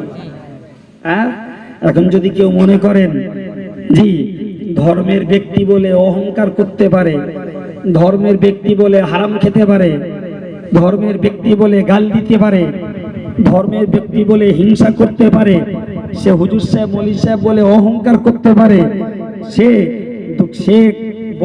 পীরজাদা, পীর সাহেব বলে সে টাকা টাকা টাকা করি দুনিয়ার লোভে তলকুচ করতে পারে, এরকম কোন বিধান ইসলামের কাছে রয়েছে নাকি? সাহাবায়ে কেরাম রিদওয়ানুল্লাহি তাআলা আলাইহিম আজমাইন হযরত আলী কাররামাল্লাহু ওয়াজহুকে জিজ্ঞাসা করেছিলেন, জিজ্ঞাসা করেছিলেন, ও ভাই একটু আলী বলবেন, হাল খাসালাকুম সাইয়্যিদ, ওগো ভাই আলী একটু দয়া করে বলবেন আপনাদের জন্য আল্লাহ পাক কিংবা তার রাসূল কোন বিষয় কি খাস খাস ভাবে দান করেছেন? জি, হাল খাসালাকুম ফি শাই, কোন ব্যাপারে আল্লাহ স্পেশালিটি কিছু দিয়েছে? আপনারা নবীর পরিবার, আপনাদের নামাজ পড়তে হবে না, নবীর পরিবার আপনাদের রোজা রাখতে হবে না, নবীর পরিবার আপনাদের জন্য হারাম খেলে দোষ নেই, নবীর পরিবার আপনাদের জন্য গালাগালি করলে দোষ নেই, নবীর পরিবার আপনাদের জন্য মিথ্যা ভুল ফতোয়া দিলে দোষ নেই, নবীর পরিবার আপনারা অপপ্রচার করলে দোষ নেই, এরকম কোন স্পেশালিটি আপনাদের আছে নাকি? হযরত আলী বললেন, মা খাসালানা রাসূলুল্লাহ সাল্লাল্লাহু আলাইহি ওয়াসাল্লাম ইল্লা মা ফি কিরাবি সাইফি হাযা, বললেন ও প্রশ্নকারীরা, না না, আজ অবধি আল্লাহ পাক এবং তার রাসূল আমাদের জন্য কোনো স্পেশালিটি আদেশের কাজের ক্ষেত্রেও দেননি, আর নিষেধের বাদ দেওয়ার ক্ষেত্রেও দেননি, কিচ্ছু দিলেন। আদেশের কাজ যেগুলো আর পাঁচটা সাহাবার জন্য যেটা বরাদ্দ, আমাদের জন্য সেটা বরাদ্দ। নিষেধের কাজ অন্য সাহাবীদের জন্য যেমন ত্যাগ করা জরুরি, আমাদের জন্য তাই। স্পেশালিটি কিছু নাই। ভাই জানেন, আকায়েদের কিতাবে একটা চ্যাপ্টার পড়ানো হয়, আকায়েদের কিতাবে একটা চ্যাপ্টার স্পেশাল করে পড়ানো হয়। কোন ওলি, কোন পীর, কোন বুজুর্গ তার ইবাদতে, আমলে, সাধনায় এমন দরজায় পৌঁছাতে পারে না যেখানে গেলে তার ইবাদত থেকে মুক্তি আর তার জন্য হারামগুলো হালাল হবে, এমন কোন স্তরে পৌঁছানোর ক্ষমতা আল্লাহর সৃষ্টির বান্দা বান্দির কারণ নেই। যদি ইবাদতে ছাড় যদি কেউ পেতেন, নাম্বার 1 পেতেন রাসূলুল্লাহ। যদি হারামের ব্যাপারে স্বাধীনতা কেউ পেতেন, নাম্বার 1 পেতেন রাসূলুল্লাহ। ঠিক না ভুল? আল্লাহু আকবার। সেই নবীকে আপ টু ডেট, তাকে ইবাদতের কাজগুলোকে পূর্ণ মাত্রায় করতে হয়েছে। আল্লাহু আকবার। এবং তার টোটাল লাইফে আলহামদুলিল্লাহ শরিয়ত বিরোধী এক বিন্দু পরিমাণ কাজের কোনো নামগন্ধ আমরা খুঁজে পাইনি। সুবহানাল্লাহ বলেন। খালি বোঝা যায় বিশ্ব শ্রেষ্ঠ যিনি, মানব দানবের নেতা যিনি, সেই নবী সরকারে দো আলমের জন্য কোন ব্যাপারে স্পেশালিটি ছিল? চিল্লে বলুন না। এরপরে পৃথিবীর কোন পীর ওলি বুজুর্গ কে আছে যার জন্য কোনো কিছুতে ছাড় আছে? আছে বাপ? অথচ বহাল তবিয়াতে চলছে, অহংকারের ছাড়, হিংসার ছাড়, হারাম হালালের বাজ বিচার নেই তাতেও ছাড়, গাল দিচ্ছে তাতেও ছাড়, জি মিথ্যা প্রচার করছে তাতেও ছাড়, জি সমাজের মানুষ সব হজম করে নিল। কি ব্যাপার? পীরির বাচ্চা। জি ওরা কি আর ভুল বলে? ওরা কি আর খারাপ বলে? হাজার হোক পীরির আওলাদ, ওদের অনেক ছাড়পত্র আছে। এরকম আছে না নেই? এখনো ব্রেনে ঢোকান, আমি তথ্য দিচ্ছি। টোটাল নবীর টোটাল লাইফে আল্লাহু আকবার, নেকির কাজেও ছাড়া হয়নি, পাপের কাজেও ছাড়া হয়নি। সাহাবীরা হযরত আলীকে বললেন, তিনি বললেন আজ অবধি কোনো ব্যাপারে স্পেশালিটি আমাদের জন্য দেননি। কে? আল্লাহ দেননি, রাসূলও শুধুমাত্র একটা কথা বলতে পারি, ইল্লামা ফি কিরাবি সাইফি হাযা। ও প্রশ্নকারী ভাইয়েরা, আমার এই তলোয়ারের খাপটা রয়েছে দেখছেন, একটা চিরকুটি আমার হাতে এসেছিল, ওই চিরকুটিটা আমি এখনো পর্যন্ত পড়তে সময় পাইনি। চিরকুটিটা আমার তলোয়ারের খাপের ভিতরে রাখা আছে, ওই চিরকুটিখানা খুলে একবার দেখে নিতে পারেন। ওতে যদি স্পেশালিটি কিছু থাকে তাহলে সেটা থাকতে পারে, যদি না থাকে আজ অবধি যত বিধান এসেছে কোনো বিধানে স্পেশালিটি নেই। যদি চিরকুটিতে থাকে তো ভালো, না থাকে তা আর নাই। সুবহানাল্লাহ। এই যে আলী বলছেন নিজের কথা না, আলী বলছেন নিজের কথা, ফাতেমার কথা, হাসান হুসাইনের কথা, টোটাল নবী পরিবারের কথা, নবীর বিবি আমাদের আম্মা জানদের কথা। সুবহানাল্লাহ। কথা বোঝা গেল? কারণ নবী ছাড়া আর সবাই উম্মতানি, নবীর বিবিরাও নবীর উম্মতানি, নবীর জামাই নবীর উম্মত, নবীর নাতি পুত্র হাসান হুসাইন তারাও নবীর উম্মত। সুতরাং স্পেশাল কিছু দিলে আল্লাহ দেবেন নবীকে, আর নবী দেবেন উম্মতকে। আর সেই উম্মতের মধ্যে নবী পরিবার শ্রেষ্ঠ পরিবার, পরিবারের সদস্য রাসূলের আহলে বায়ত, রাসূলের ঘরের মানুষ ওই কজন। হযরত আলীর কত স্বচ্ছতা, আগে একটাও পাইনি স্পেশালিটি, তবে একটা চিরকুটি পেয়েছি, হাতে পড়া হয়নি, ওই খাপের মধ্যে আছে, ওইটা খুঁজে বার করো। একজন গেল, গিয়ে চিরকুটির ভিতর থেকে, এই খাপের ভিতর থেকে চিরকুটিটা খুঁজে নিয়ে এলো, খুঁজে নিয়ে খুললো, পড়া হচ্ছে।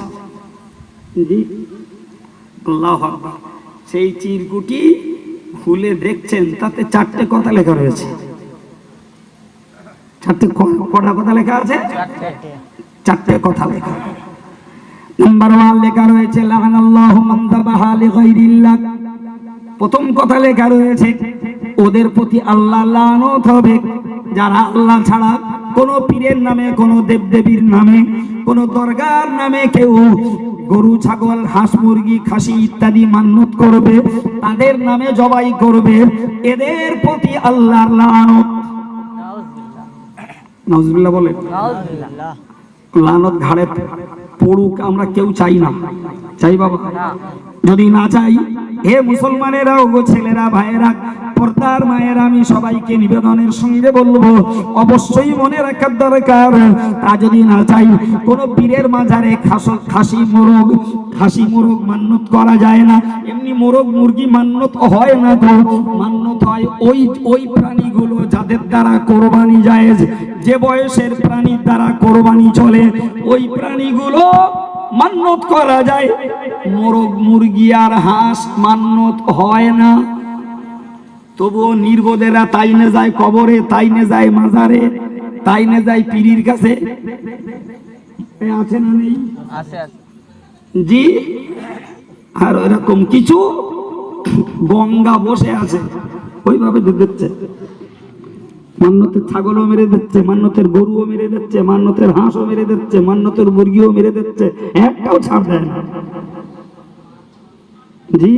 অথচ নবীর লাইফ খুলে দেখছি রাস্তার উপরে পড়ে রয়েছে একটা খোরমা। নবী খোরমাটাকে দেখে বললেন, যদি ওইটা সদকার মাল হওয়ার সন্দেহ না লাগতো আমি ওটা তুলিয়ে খেতাম।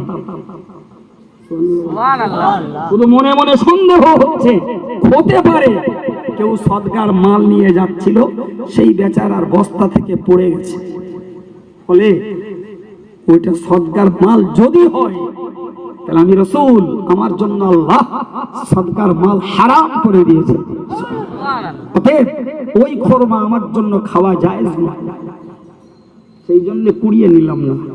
আল্লাহু আকবার। নবীর মতো মানুষ হারামে জড়িয়ে পড়েন কিনা কতটা ভয়,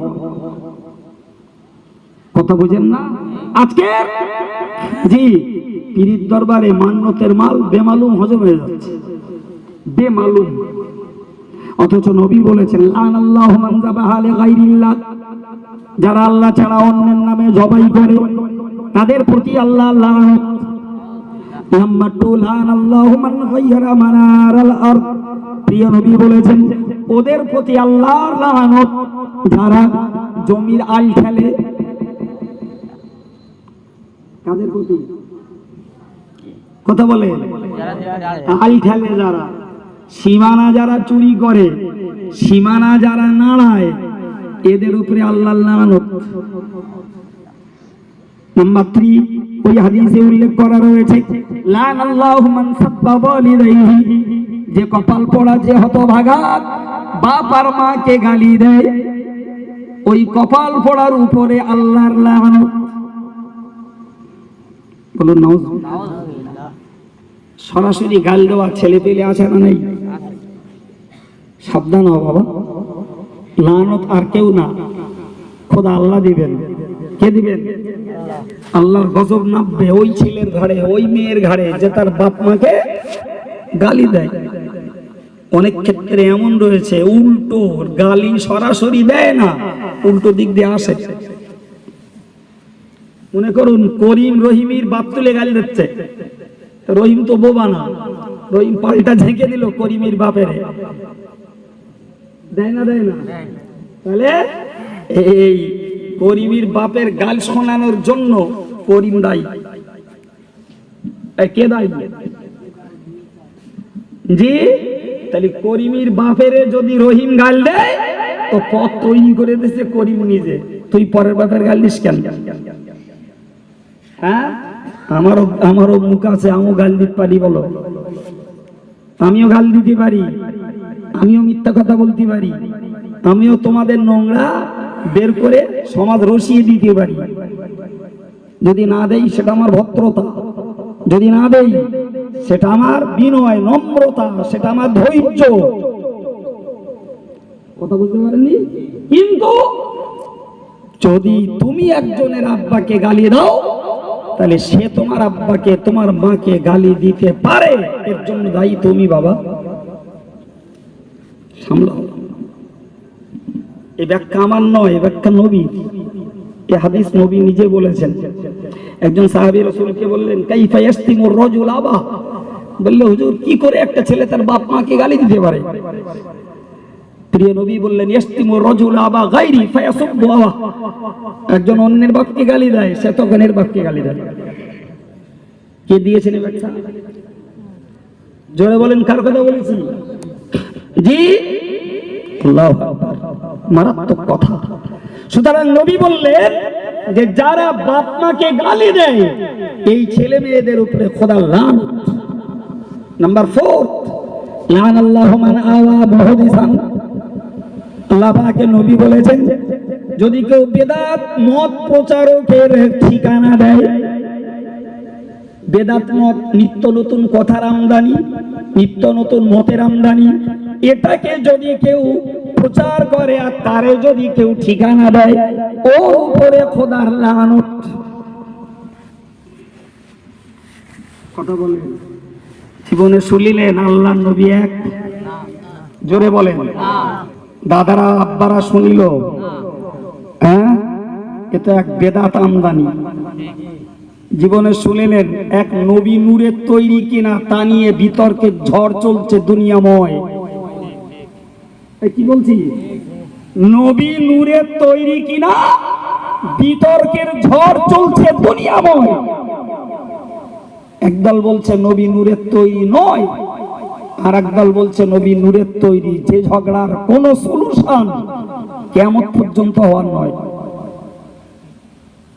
জি, খোদ ফুরফুরায় পীর মরহুম আল্লামা সাইফুদ্দিন সিদ্দিকী সাহেবের লেখা বইতে লিখেছেন নবী নূরের তৈরি নয়। আর একজন হুজুর লিখে বসে আছে নবী নূরের তৈরি। তোরা দুটো সামলা, তারপর দেশের লোকের বলিস। এই কথা বলে তাহলে যেখানে নবী নূরের তৈরি কিনা এ নিয়ে কোন স্থির সিদ্ধান্ত আজ পর্যন্ত বিশ্বের বড় আলেমেরা নিতে পারেনি, সেখানে একজন জওয়ান দুম করে ভুঁই ফুলের মতো ঠেলে উঠে বললো আমি নূরের তৈরি। চ্যাংডালা লেগে গেল, জিন্দাবাদ। একদিন খুঁজছিল মাটির মানুষ, এবার একটা বেশি নূরের মানুষ। চলছে না চলে না, এটাই বেদাত। এটাই কি বেদাত? মানে নতুন আমদানি। এই কথাটা তার বাপেরা দাদারা কেউ বলিনি, দেশের হাজার হাজার আলেমেরা কেউ বলিনি। নাচতে গেলেও জ্ঞান থাকার দরকার হয় যে নেচতে তো পরের উঠোনে না তোমার উঠোনে। কথা বলে জি ভাই, গোটা বাংলার মানুষ জানে একটা কথা ছড়িয়ে আছে। ফুরফুরা শরীফের নহজুর কেবলা তিনি মায়ের পেট থেকে ওলি ছড়িয়ে আছে। ভাই এর ব্যাখ্যা দেবো না, এর আলাদা কোনো কথাই বলবো না, শুধু যেটুকু বইতে আছে সেইটুকুই বললাম। তিনি ওলিয়ে মাদারজাত, যার বাংলা অর্থ জন্মগত ওলি। কার নামে ছড়িয়ে আছে? নহজুর কেবলার নামে। নহজুর কেবলার নামে। ভাই এখন যদি আরেকজন যুবক ছেলে দুম করে বলে আমি জন্মগত পীর, তাতে যদি জিন্দাবাদ ধরা হয়, তাতে যদি সমর্থন করা হয়, খোদার লানত হবে না? বেদাত মত। জি, সে ভাই ওলি কেউ সাধনা করে হোক আর কাউকে আল্লাহ সৃষ্টিগতভাবে ওলি বানিয়ে পাঠান, ওলিরা জীবনে গাল দেয় না, ওলিরা জীবনে হিংসা করে না, ওলিরা উচ্ছৃঙ্খল হয় না, ওলিরা জীবনে কাউকে এ কাফের ও বেঈমান ও জাহান্নামী ও মুনাফিক এ সর্বনাশ করতে পৃথিবীতে ওলিদের জন্ম হয় না। কথা বুঝতে পারেননি? সুতরাং এও আর বেদাত তথা নতুন আমদানি। কথা বুঝতে পারছেন কিচ্ছু ভাই? ঠিক এরকম আর একটা নতুন আমদানি আল্লাহর কাছেও চাওয়া যায়, রাসূলের কাছেও চাওয়া যায়। আরেক বেদাতি জাতির ঈমানগুলো ধ্বংস করে দিচ্ছে, জাতির টাকা লুটছে আর জাতিকে বেঈমান বানিয়ে ছাড়ছে। যদি রাসূলের কাছে যাওয়া যায় হয়, তোমার আব্বা কেন জীবনে বলিনি? রাসূলের কাছে যদি যাওয়া যায় হয়, তোমার আব্বার পীরিরা কেন জীবনে বলিনি? রাসূলের কাছে যদি যাওয়া যায় হয়, ফুরফুরা দাদা পীর কেন বলিনি? রাসূলের কাছে যদি যাওয়া যায় হয়, বাংলার মাটিতে আল্লামা রুহুল আমিনের মতো, দরগাপুরীর মতো, মহিজউদ্দিন হামিদির মতো, মকবুল হোসেন আক্কেলপুরীর মতো, ইব্রাহিম মোহাম্মদপুরীর মতো, খেলাফত হোসেন নুরির মতো বিদগ্ধ আলেমেরা এ বাংলার হেদায়েতের জন্য চষে বেরিয়েছেন, তারা কেন বলেননি? জি, এ বাংলার একটা এলাকার হাজার হাজার মানুষের মুরব্বী পীর পানিগোবরার হাফেজ সাহেব হুজুর, তিনি কেন বলে যাননি 90 বছর বেঁচে থেকে? কথা বুঝতে পারেননি? আজকের যদি কেউ এসে দুম করে বলে রাসূলের কাছে চাওয়া যায়, এটা সম্পূর্ণ এক বেদাত কথা, নতুন আমদানি। আর যে ছড়ায় সে বেদাতি, ইসলামের ইতিহাসে নেই। জি, রাসূলের কাছে কেউ জায়েজ বলেছে, আমরা বললো আর বসে জিন্দাবাদ দিয়ে দিলাম। আধার হোক, পীরির আওলাদ হোক, আর ভুল বলতেছে, নেক্সট টেনে মেরে দিলুম, বেঈমান হয়ে বাড়ি গেল। কথা বলে রাসূলের কাছে চাওয়া জায়েজ, তার ধারা কি? আমি এখন দোয়া করব, আজীবন দোয়া করে এসেছি কি বলে? আল্লাহ তুমি মাফ করো, আল্লাহ তুমি আমার ইবাদত আমলকে কবুল করো, আল্লাহ এর বিনিময়ে তুমি সওয়াব দাও, আল্লাহ এর সওয়াব এমুক অমুকের রুহে বকশিশ করে দাও, আল্লাহ আমাদের রুজি রোজগারে বরকত দাও, আল্লাহ আমাদের দেহকে সুস্থ রেখে দাও, আল্লাহ বাচ্চাগুলোকে ভালো মানুষ করার তৌফিক দাও, আল্লাহ ছেলেগুলো পরীক্ষা দিয়েছে পাশ করার তৌফিক দাও, আল্লাহ আমার সন্তান হয় না তুমি সন্তান দাও। এগুলো বলি না আমরা? ঠিক এই জায়গাটায় বসে এখন রসুলের কাছে যাবো, তাহলে কি করতে হবে? আল্লাহর জায়গাগুলো রসুলের নাম বলতে হবে। ইমান নিয়ে বাড়ি যাবেন না ইমান রেখে যাবেন?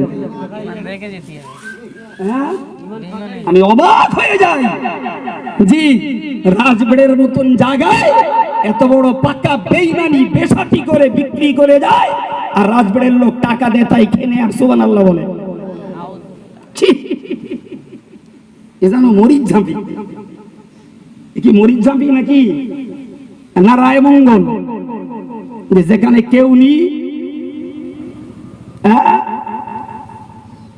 তাহলে রসুলের কাছে চাইলে বলতে হবে ইয়া রাসূলুল্লাহ আমার একটা সন্তান দাও, ইয়া রাসূলুল্লাহ আমার ছেলেগুলো পাস করিয়ে দাও, ইয়া রাসূলুল্লাহ আমার বউটার বাচ্চা হয় না একটা বাচ্চা দিও, আল্লাহ ইয়া রাসূলুল্লাহ আমার বউটার ক্যান্সার হয়েছে তুমি একটু সারিয়ে দাও। ইমান থাকবে না। রসুলের কাছে চাওয়ার মানে কি? কি চাইতে হবে? হ্যাঁ, কি চাইতে হবে? তাহলে আল্লাহর কাছে চাওয়ার একটা ধাঁচ আছে, ধরন আছে, ভাষা আছে। রসুলের কাছে যদি চাইতে হয়, রসুল তো স্টিল নাও ইন মদিনা, তিনি তো মদিনাতেই আজ অবস্থান করছেন, আপ তো কিয়ামত তিনি তো মদিনাতেই থাকবেন। কথা বলুন কোথায় থাকবে? তাহলে আমি রাজবাড়িতে বসে রসুলের কাছে চাবো, রসুল দিয়ে দেবে না? হ্যাঁ,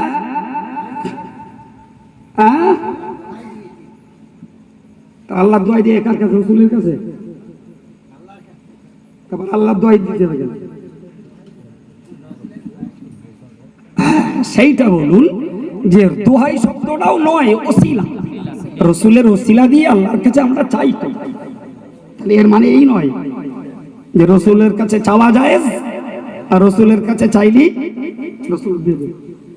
রসুল কিছুর মালিক, কিছুর মালিক। জি নবী নিজে বলেছেন লা আমলিকু লিনাফসি নাফআ ওয়ালা দাররা, আমি নিজেরই উপকার ক্ষতির মালিক নই, তোরা তো তোরা। নবীর নিজের খাওয়া হয়নি, পরিবারের খাওয়া হয়নি, সাহাবায়ে কেরামরা না খেয়ে যুদ্ধ করেছে, করেছে না করিনি?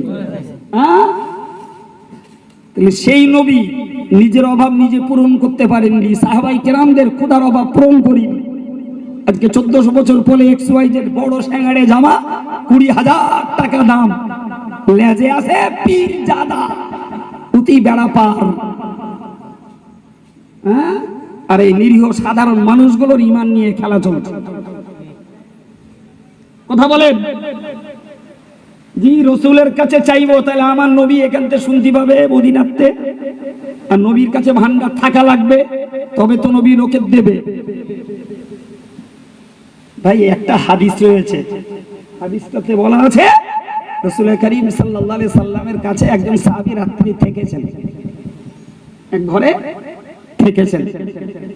জি রবিয়া বিন আসলাম তিনি থেকেছেন, নামটা একটু অবিস্মরণ হচ্ছে। তিনি থেকেছেন রসুলের ঘরে, সকাল পরে রসুলের জন্য পানি দিয়েছেন, রসুল ইস্তেঞ্জা উজু ওই পানি দিয়ে করেছেন, খুব খুশি হয়েছে। সাহাবী পানি বয়ে এনে দিয়েছে, রসুল তাকে বললেন সাল তুমি চাও। তো তিনি বললেন যে ইন্নী আসআলুকা মুরাফাকাতাকা ফিল জান্নাহ, আমি চাইছি জান্নাতে আপনার বন্ধু হয়ে থাকবো। সুবহানাল্লাহ। জি জান্নাতে আপনার বন্ধু হয়ে। রাসূল বললেন ফা ইন্নী আলা নাফসিকা বিকাসরাতিস সুজুদ, যদি জান্নাতে আমার বন্ধু হতে চাও তাহলে তোমার উপরে লাজিম করে নাও বেশি করে নামাজ পড়া। সুবহানাল্লাহ। রাসূল জান্নাত দিয়ে দিলেন, এর নাম জান্নাত দেওয়া। জি দিব্যই হাদিস বলে দিল, রসুলের কাছে জান্নাত চেয়েছে, রসুল জান্নাত দিয়ে দিয়েছে। আর এরা ওইরকম পেছন দিয়ে আঙুল দিয়ে সুবহানাল্লাহ বলে দিলেন। হ্যাঁ, যদি আমি হুজুর কি করবো সুবহানাল্লাহ বলবো না, তা জামা কি আর ছোট, জামা তো বিরাট বড়। আর সে লোকটা কি আর এমনি লোক? হাজারো আপনাকে তো লেজ কাটা, সেসব লেজ রয়ে বড় বড়। এটাই তো আমার বক্তব্য, এই জায়গাটাই তো বক্তব্য।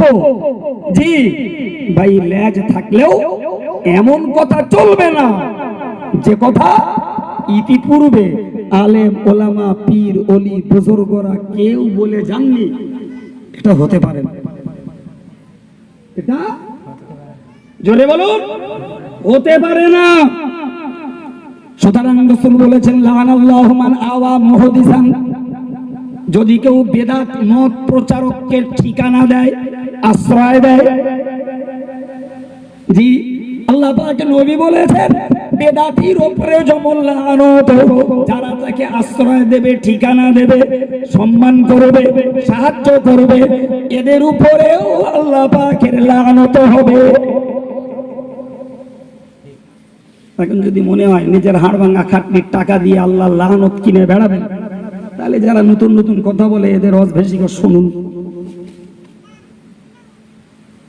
যদি মনে হয় না টাকা দিয়ে লানতের মালিক, লানতের হকদার হব না, তাহলে যত বড় স্ট্যাম্পিস্ট হোক, যত বড় মোহর মারা হোক, লেভেলদারি হোক, লেয়াজওয়ালা হোক, নতুন কথা বললে ভাই সালাম আলাইকুম, তুমি তোমার জায়গা দেখো, আমি আমার জায়গায় রইল।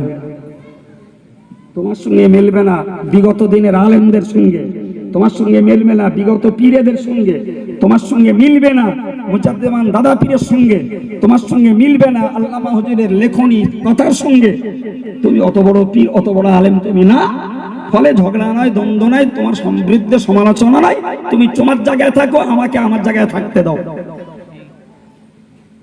যদি এই নির্মল সত্য স্বচ্ছ কথাটা না বুঝি আর না আমল করি, তাহলে যার ক্ষতির জন্য তার বোকাই দায়ী, তার নির্বুদ্ধিতাই তার ক্ষতির জন্য।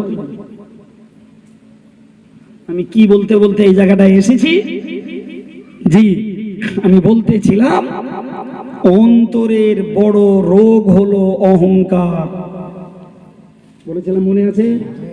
জি, হিংসা, জেদ, লোভ সব বলেছিলাম, কিন্তু ব্যাখ্যা একটা দিতে দিতে এই পর্যন্ত পৌঁছে গেছি। অহংকার এমন ভয়ঙ্কর যা ইবলিসকে জান্নাত থেকে বাইরে বার করেছে, ঠিক কিনা? আমরা জান্নাতের বাইরে ঢুকবো নিয়ত, ইচ্ছা, তাহলে অহংকারটাকে ত্যাগ করতে হয়। ওটা আল্লাহর চাদর, ওটা টানা খেঁচা করা জোরে বলুন আমাদের কাজ না, নয়, চলবে না, চরমতম হারাম। আল্লাহ আমাদের হেফাজত করেন, বলুন আমিন। একটু জোরে বলেন ভাই। অথচ বর্তমান যুগ সন্ধিক্ষণে জি, কারোর কৃত্যের অহংকার, কারোর পীরজাদা হওয়ার অহংকার, কারোর বংশের অহংকার, আমি এই বংশের লোক, কারোর শিক্ষার অহংকার, কারোর অর্থের অহংকার, কারোর সৌন্দর্যের অহংকার, জি, বিভিন্ন ধরনের অহংকারে মানুষ দারুণ ভাবে কলঙ্কিত হয়ে গেছে। তো আম জনতা যদি অহংকারে ডোবে, সে তো নিজেই মরে। আর লেভেলধারীরা, কর্ণধাররা, ধর্মের ড্রাইভাররা, এরা যদি অহংকারে পড়ে, তাহলে তো একলা মরে না, প্যাসেঞ্জার শুদ্ধ মরে, ঠিক কিনা বলেন? জি, আল্লাহ আমাদেরকে অন্তরটাকে নির্মল করার জন্য পাপ থেকে বাঁচান। সর্বোপরি অন্তরের রোগ হিংসা, ওটাকে ছেড়ে চলার তৌফিক দেন। অন্তরের রোগ অহংকার, ওটা থেকে বাঁচার তৌফিক দেন। অন্তরের রোগ দুনিয়ার কাজে জেদ, ওটাকে ছাড়ার তৌফিক দেন।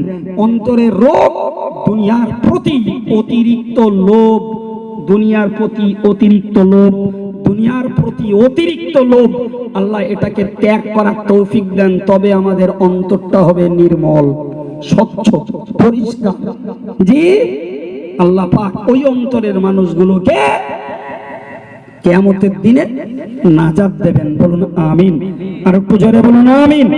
ওমা তৌফিকি ইল্লা বিল্লাহ, আলাইহি তাওয়াক্কালতু ওয়া ইলাইহি উনীব। আসুন প্রিয় নবীর দরবারে সালাম ইয়া নবী।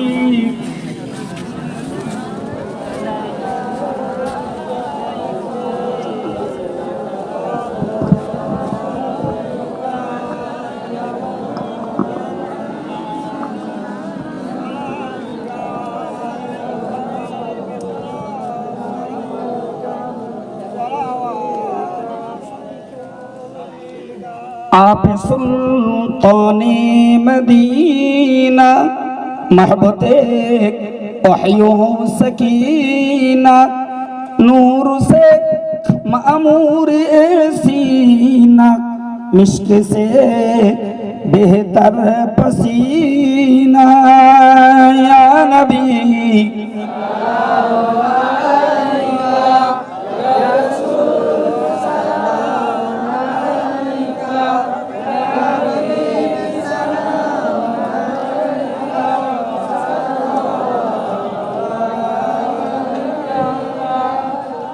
من يرى وجهك يا سعد يا كريم الوالدين حوضك الصافي المبارك بردنا يوم النشور يا نبي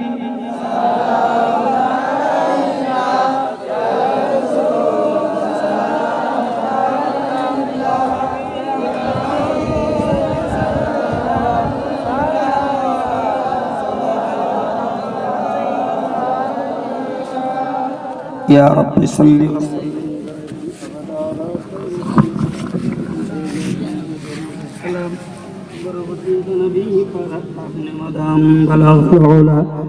बिकमालिही कशफत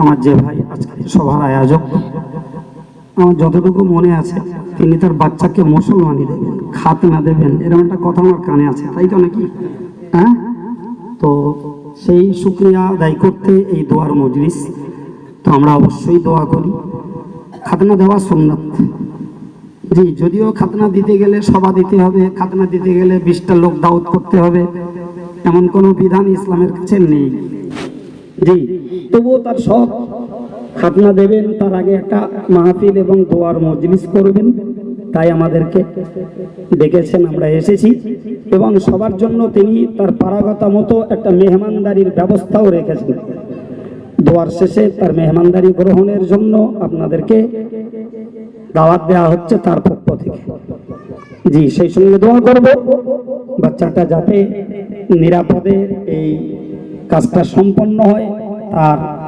জানের হেফাজত এবং সুস্থতা দ্রুত আল্লাহ দান করেন সেজন্য আমরা সবাই দোয়া করব অমন খাতনা আরো অনেক বাড়িতেই এরকম সিজনে হয়ে থাকে আল্লাহ সকল বাচ্চাকে সুস্থ করেন হেফাজত করেন বলুন আমিন এবং আমাদের বাচ্চাগুলোকে মানুষের মতো মানুষ বানাবার তৌফিক আল্লাহ নসিব করেন বলুন আমিন সবেসানি হবে তার আগে ছোট্ট প্রচার যে অল ইন্ডিয়া সুন্নতুল জামাতের প্রতিষ্ঠানগুলোতে আপনাদের দান দোয়া আমরা কামনা করি আলহামদুলিল্লাহ আজকে যে লোকেশনটায় সভা হচ্ছে আমাদের মুজিবুর ভাইয়ের হাত বরাবর আমাদের মাজিদ ভাইয়ের হাত বরাবর এখান থেকেও দান ধন আমরা পেয়ে থাকি আপনাদের যাকাত ফিতরা কোরবানির চামড়ার টাকা ইত্যাদি দরিদ্র ছাত্রদের জন্য প্রয়োজন আমরা দান চাই দেবেন আগে এলাকা দেখবেন নিশ্চয়ই এর ঊর্ধ্বেও এই বৃহত্তম উচ্চশিক্ষা প্রতিষ্ঠানগুলোতে দেওয়ার জন্য অনুরোধ রইল জি আমার লেখা বইগুলো একটু পড়বেন বিশেষ করে দোয়া মোনাজাত সুন্নতুল জামাতের উদ্দেশ্য কর্মসূচি হালে লেখা আমার নামে যত অপপ্রচার চলছে ফেসবুকে ইন্টারনেটে তার যোগ্য জবাব দিয়ে বই লেখা অপপ্রচারের জবাব ঠিক কারণ নামে গাল দেয়নি শিখেওনি গাল তথ্য দিয়ে জি অপপ্রচারটাকে মিটিয়ে দেওয়ার চেষ্টা করেছি সঠিক তথ্যটা শিক্ষিত বুদ্ধিজীবী মানুষদের কাছে পৌঁছে দেওয়ার চেষ্টা করেছি কারোর পড়ার আগ্রহ থাকলে 20-40 টাকা বড় না মনে করে বই পড়বেন চোখলা জ্ঞান হবে অন্তত বিভ্রান্তির হাত থেকে বাঁচা যাবে আল্লাহ বোঝার তৌফিক দেন আমলের মন দেন বলুন আমিন সর্বসানি হবে প্রিয় নবীর প্রতি একবার প্রাণ ভরে দরুদ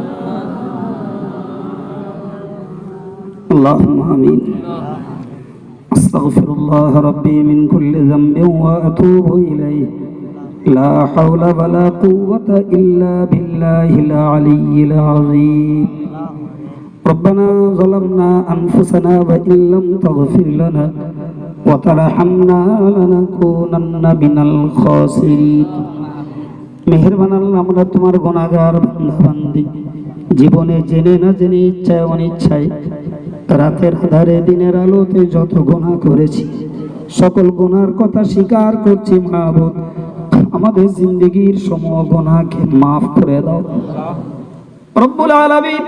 জীবনের ভুলে ভরা ইবাদত আমালগুলি কবুল করো। খাস করে মাওলা আজকের এই সুন্দর দোয়ার মজলিসটাকে কবুল করো। শুরু থেকে পর্যন্ত আমরা যে যতটুকু বলতে পেরেছি ত্রুটি বিচ্যুতি মাফ করে দিয়ে আমাদের আলোচনাকে হেদায়েতমূলক, গঠনমূলক, সংস্কারমূলক, সংশোধনমূলক নসিহতগুলোকে তুমি কবুল করো। মাঝে মাঝে তসবিহ পড়েছি, নবীর দরবারে সালাম জানিয়েছি, তাবারুকের ব্যবস্থা হয়েছে। আল্লাহ মেহেরবান, নেকির আশায় কৃত ছোট থেকে বড় সমস্ত আমালগুলি কবুল করো। আল্লাহ এসবের বিনিময়ে খুশি হয়ে যে নেকি নসিব করো। সর্বাগ্রে মোদের প্রাণ প্রিয় রাসূলের পাক রূহের সওয়াব তুমি দয়া করে বকশিশ করে দাও। আল্লাহ হুজুরের আলা ওলাদ আজওয়াজে মুতাহহারাত, সাহাবায়ে কেরাম, তাবেঈন, তাবা তাবেঈন, পিরানে তরিকাত, বুজুর্গানে দ্বীন হুজুরদের রূহে সওয়াব পৌঁছে দাও। तमाम দুনিয়ার জেন ইনসান ঈমান নিয়ে যারা পরলোকগত সকলের রূহের সওয়াব তুমি পৌঁছে দাও রব্বুল আলামিন। চার মাযহাবের ইমাম, চার তরিকার ওলিয়ে কামেল হুজুরদের রূহে সওয়াব তুমি বকশিশ করে দাও। খাস করে ফুরফুরা শরীফের দাদা হুজুর পীর কিবলা, তার আলা ওলাদ, তার খলিফা হুজুরদের রূহে সওয়াব পৌঁছে দাও রব্বুল আলামিন। আল্লাহ বসিরাট আল্লামা হুজুর দরগাপুরি সাহেব, হামিদি সাহেব, সরসিনা পীর সাহেব, কালিয়ানি সুফি সাহেব, হাফেজ সাহেব হুজুর সকল হুজুরদের রূহে সওয়াব তুমি পৌঁছে দাও। আল্লাহ আমাদের প্রত্যেকের আওয়াজ দাও, যারা কবরের মানুষ হয়ে গেছেন এক বিন্দু ঈমানের খাতিরে, তাদের জিন্দেগীর গুনাহগুলোকে মাফ করে দাও। আল্লাহ এর সওয়াব তুমি তাদের রূহে পৌঁছে দিয়ে কবর জীবনকে তুমি শান্তির বানিয়ে দাও রব্বুল আলামিন। আল্লাহ এর সওয়াব তাদের রূহে বকশিশ করে তা কিয়ামত কবরগুলোকে ভাগে জান্নাত তুমি বানিয়ে দাও। খাস করে সাহেবে দাওয়াত বাড়িওয়ালা ভাইয়ের পিতরি মাতৃ, শ্বশুর শাশুড়ি বংশের যারা কবরে চলে গেছেন, আল্লাহ এ মাহফিলকে তাদের নাজাতের ওসিলা বানিয়ে দাও। আল্লাহ মেহেরবান, যে কোনো অজানা সময় আমরা কবরের বাসিন্দা হব, কবরে যাওয়ার আগে কবরের জোগাড়ের তৌফিক তুমি নসিব করো। আল্লাহ অকল্যাণ অমঙ্গল থেকে আমাদের জানমালকে হেফাজত করে দাও। খাস করে তোমার কাছে মিনতি করি, হালাল রুজিতে বরকত দাও, কঠিন রোগ শোকে তুমি শেফা দান করো। আল্লাহ মেহেরবান, তোমার দরবারে মিনতি করি, আল্লাহ তোমার বান্দা বাচ্চার খাতনা আদায় করার জন্য নিয়ত করেছেন, তার পূর্বেই দোয়ার মজলিস রব্বুল আলামিন খাতনা তো সুন্নত ইব্রাহিমী, সুন্নতে মুহাম্মদ সাল্লাল্লাহু আলাইহি ওয়াসাল্লাম। আল্লাহ সুন্নত পালনের ভিতর দিয়ে তোমার বান্দাকে তুমি সুন্নতের পথের পথিক বানিয়ে দিও। আল্লাহ তুমি দ্রুত শেফা নসিব করিও, সুস্থতা তুমি দ্রুত দান করিও রব্বুল আলামিন। আল্লাহ মেহেরবান, আমাদের প্রত্যেকের পরিবারে আল্লাহ যে যা কোনো অস্বস্তি, যন্ত্রণা, অসুস্থতা ভোগ করছেন সবাইকে তুমি শেফা নসিব করে দাও। আল্লাহ দোয়াকে কবুল করো, খালি ফিরাই দিল মনের নেক আশা সকলের পূরণ করে দাও। আল্লাহ মাহফিলের উসিলা করে আসমানি, জিসমানি, দানবী, মানবী সমস্ত বালা থেকে হেফাজত। সাল্লাল্লাহু তাআলা আলান নবিয়্যিল কারীম ওয়া আলা আলিহি ওয়া সাহবিহি আজমাইন ওয়ারহামনা মাআহুম বিরহমাতিকা ইয়া আরহামার রাহিমিন ওয়া বিহাক্কি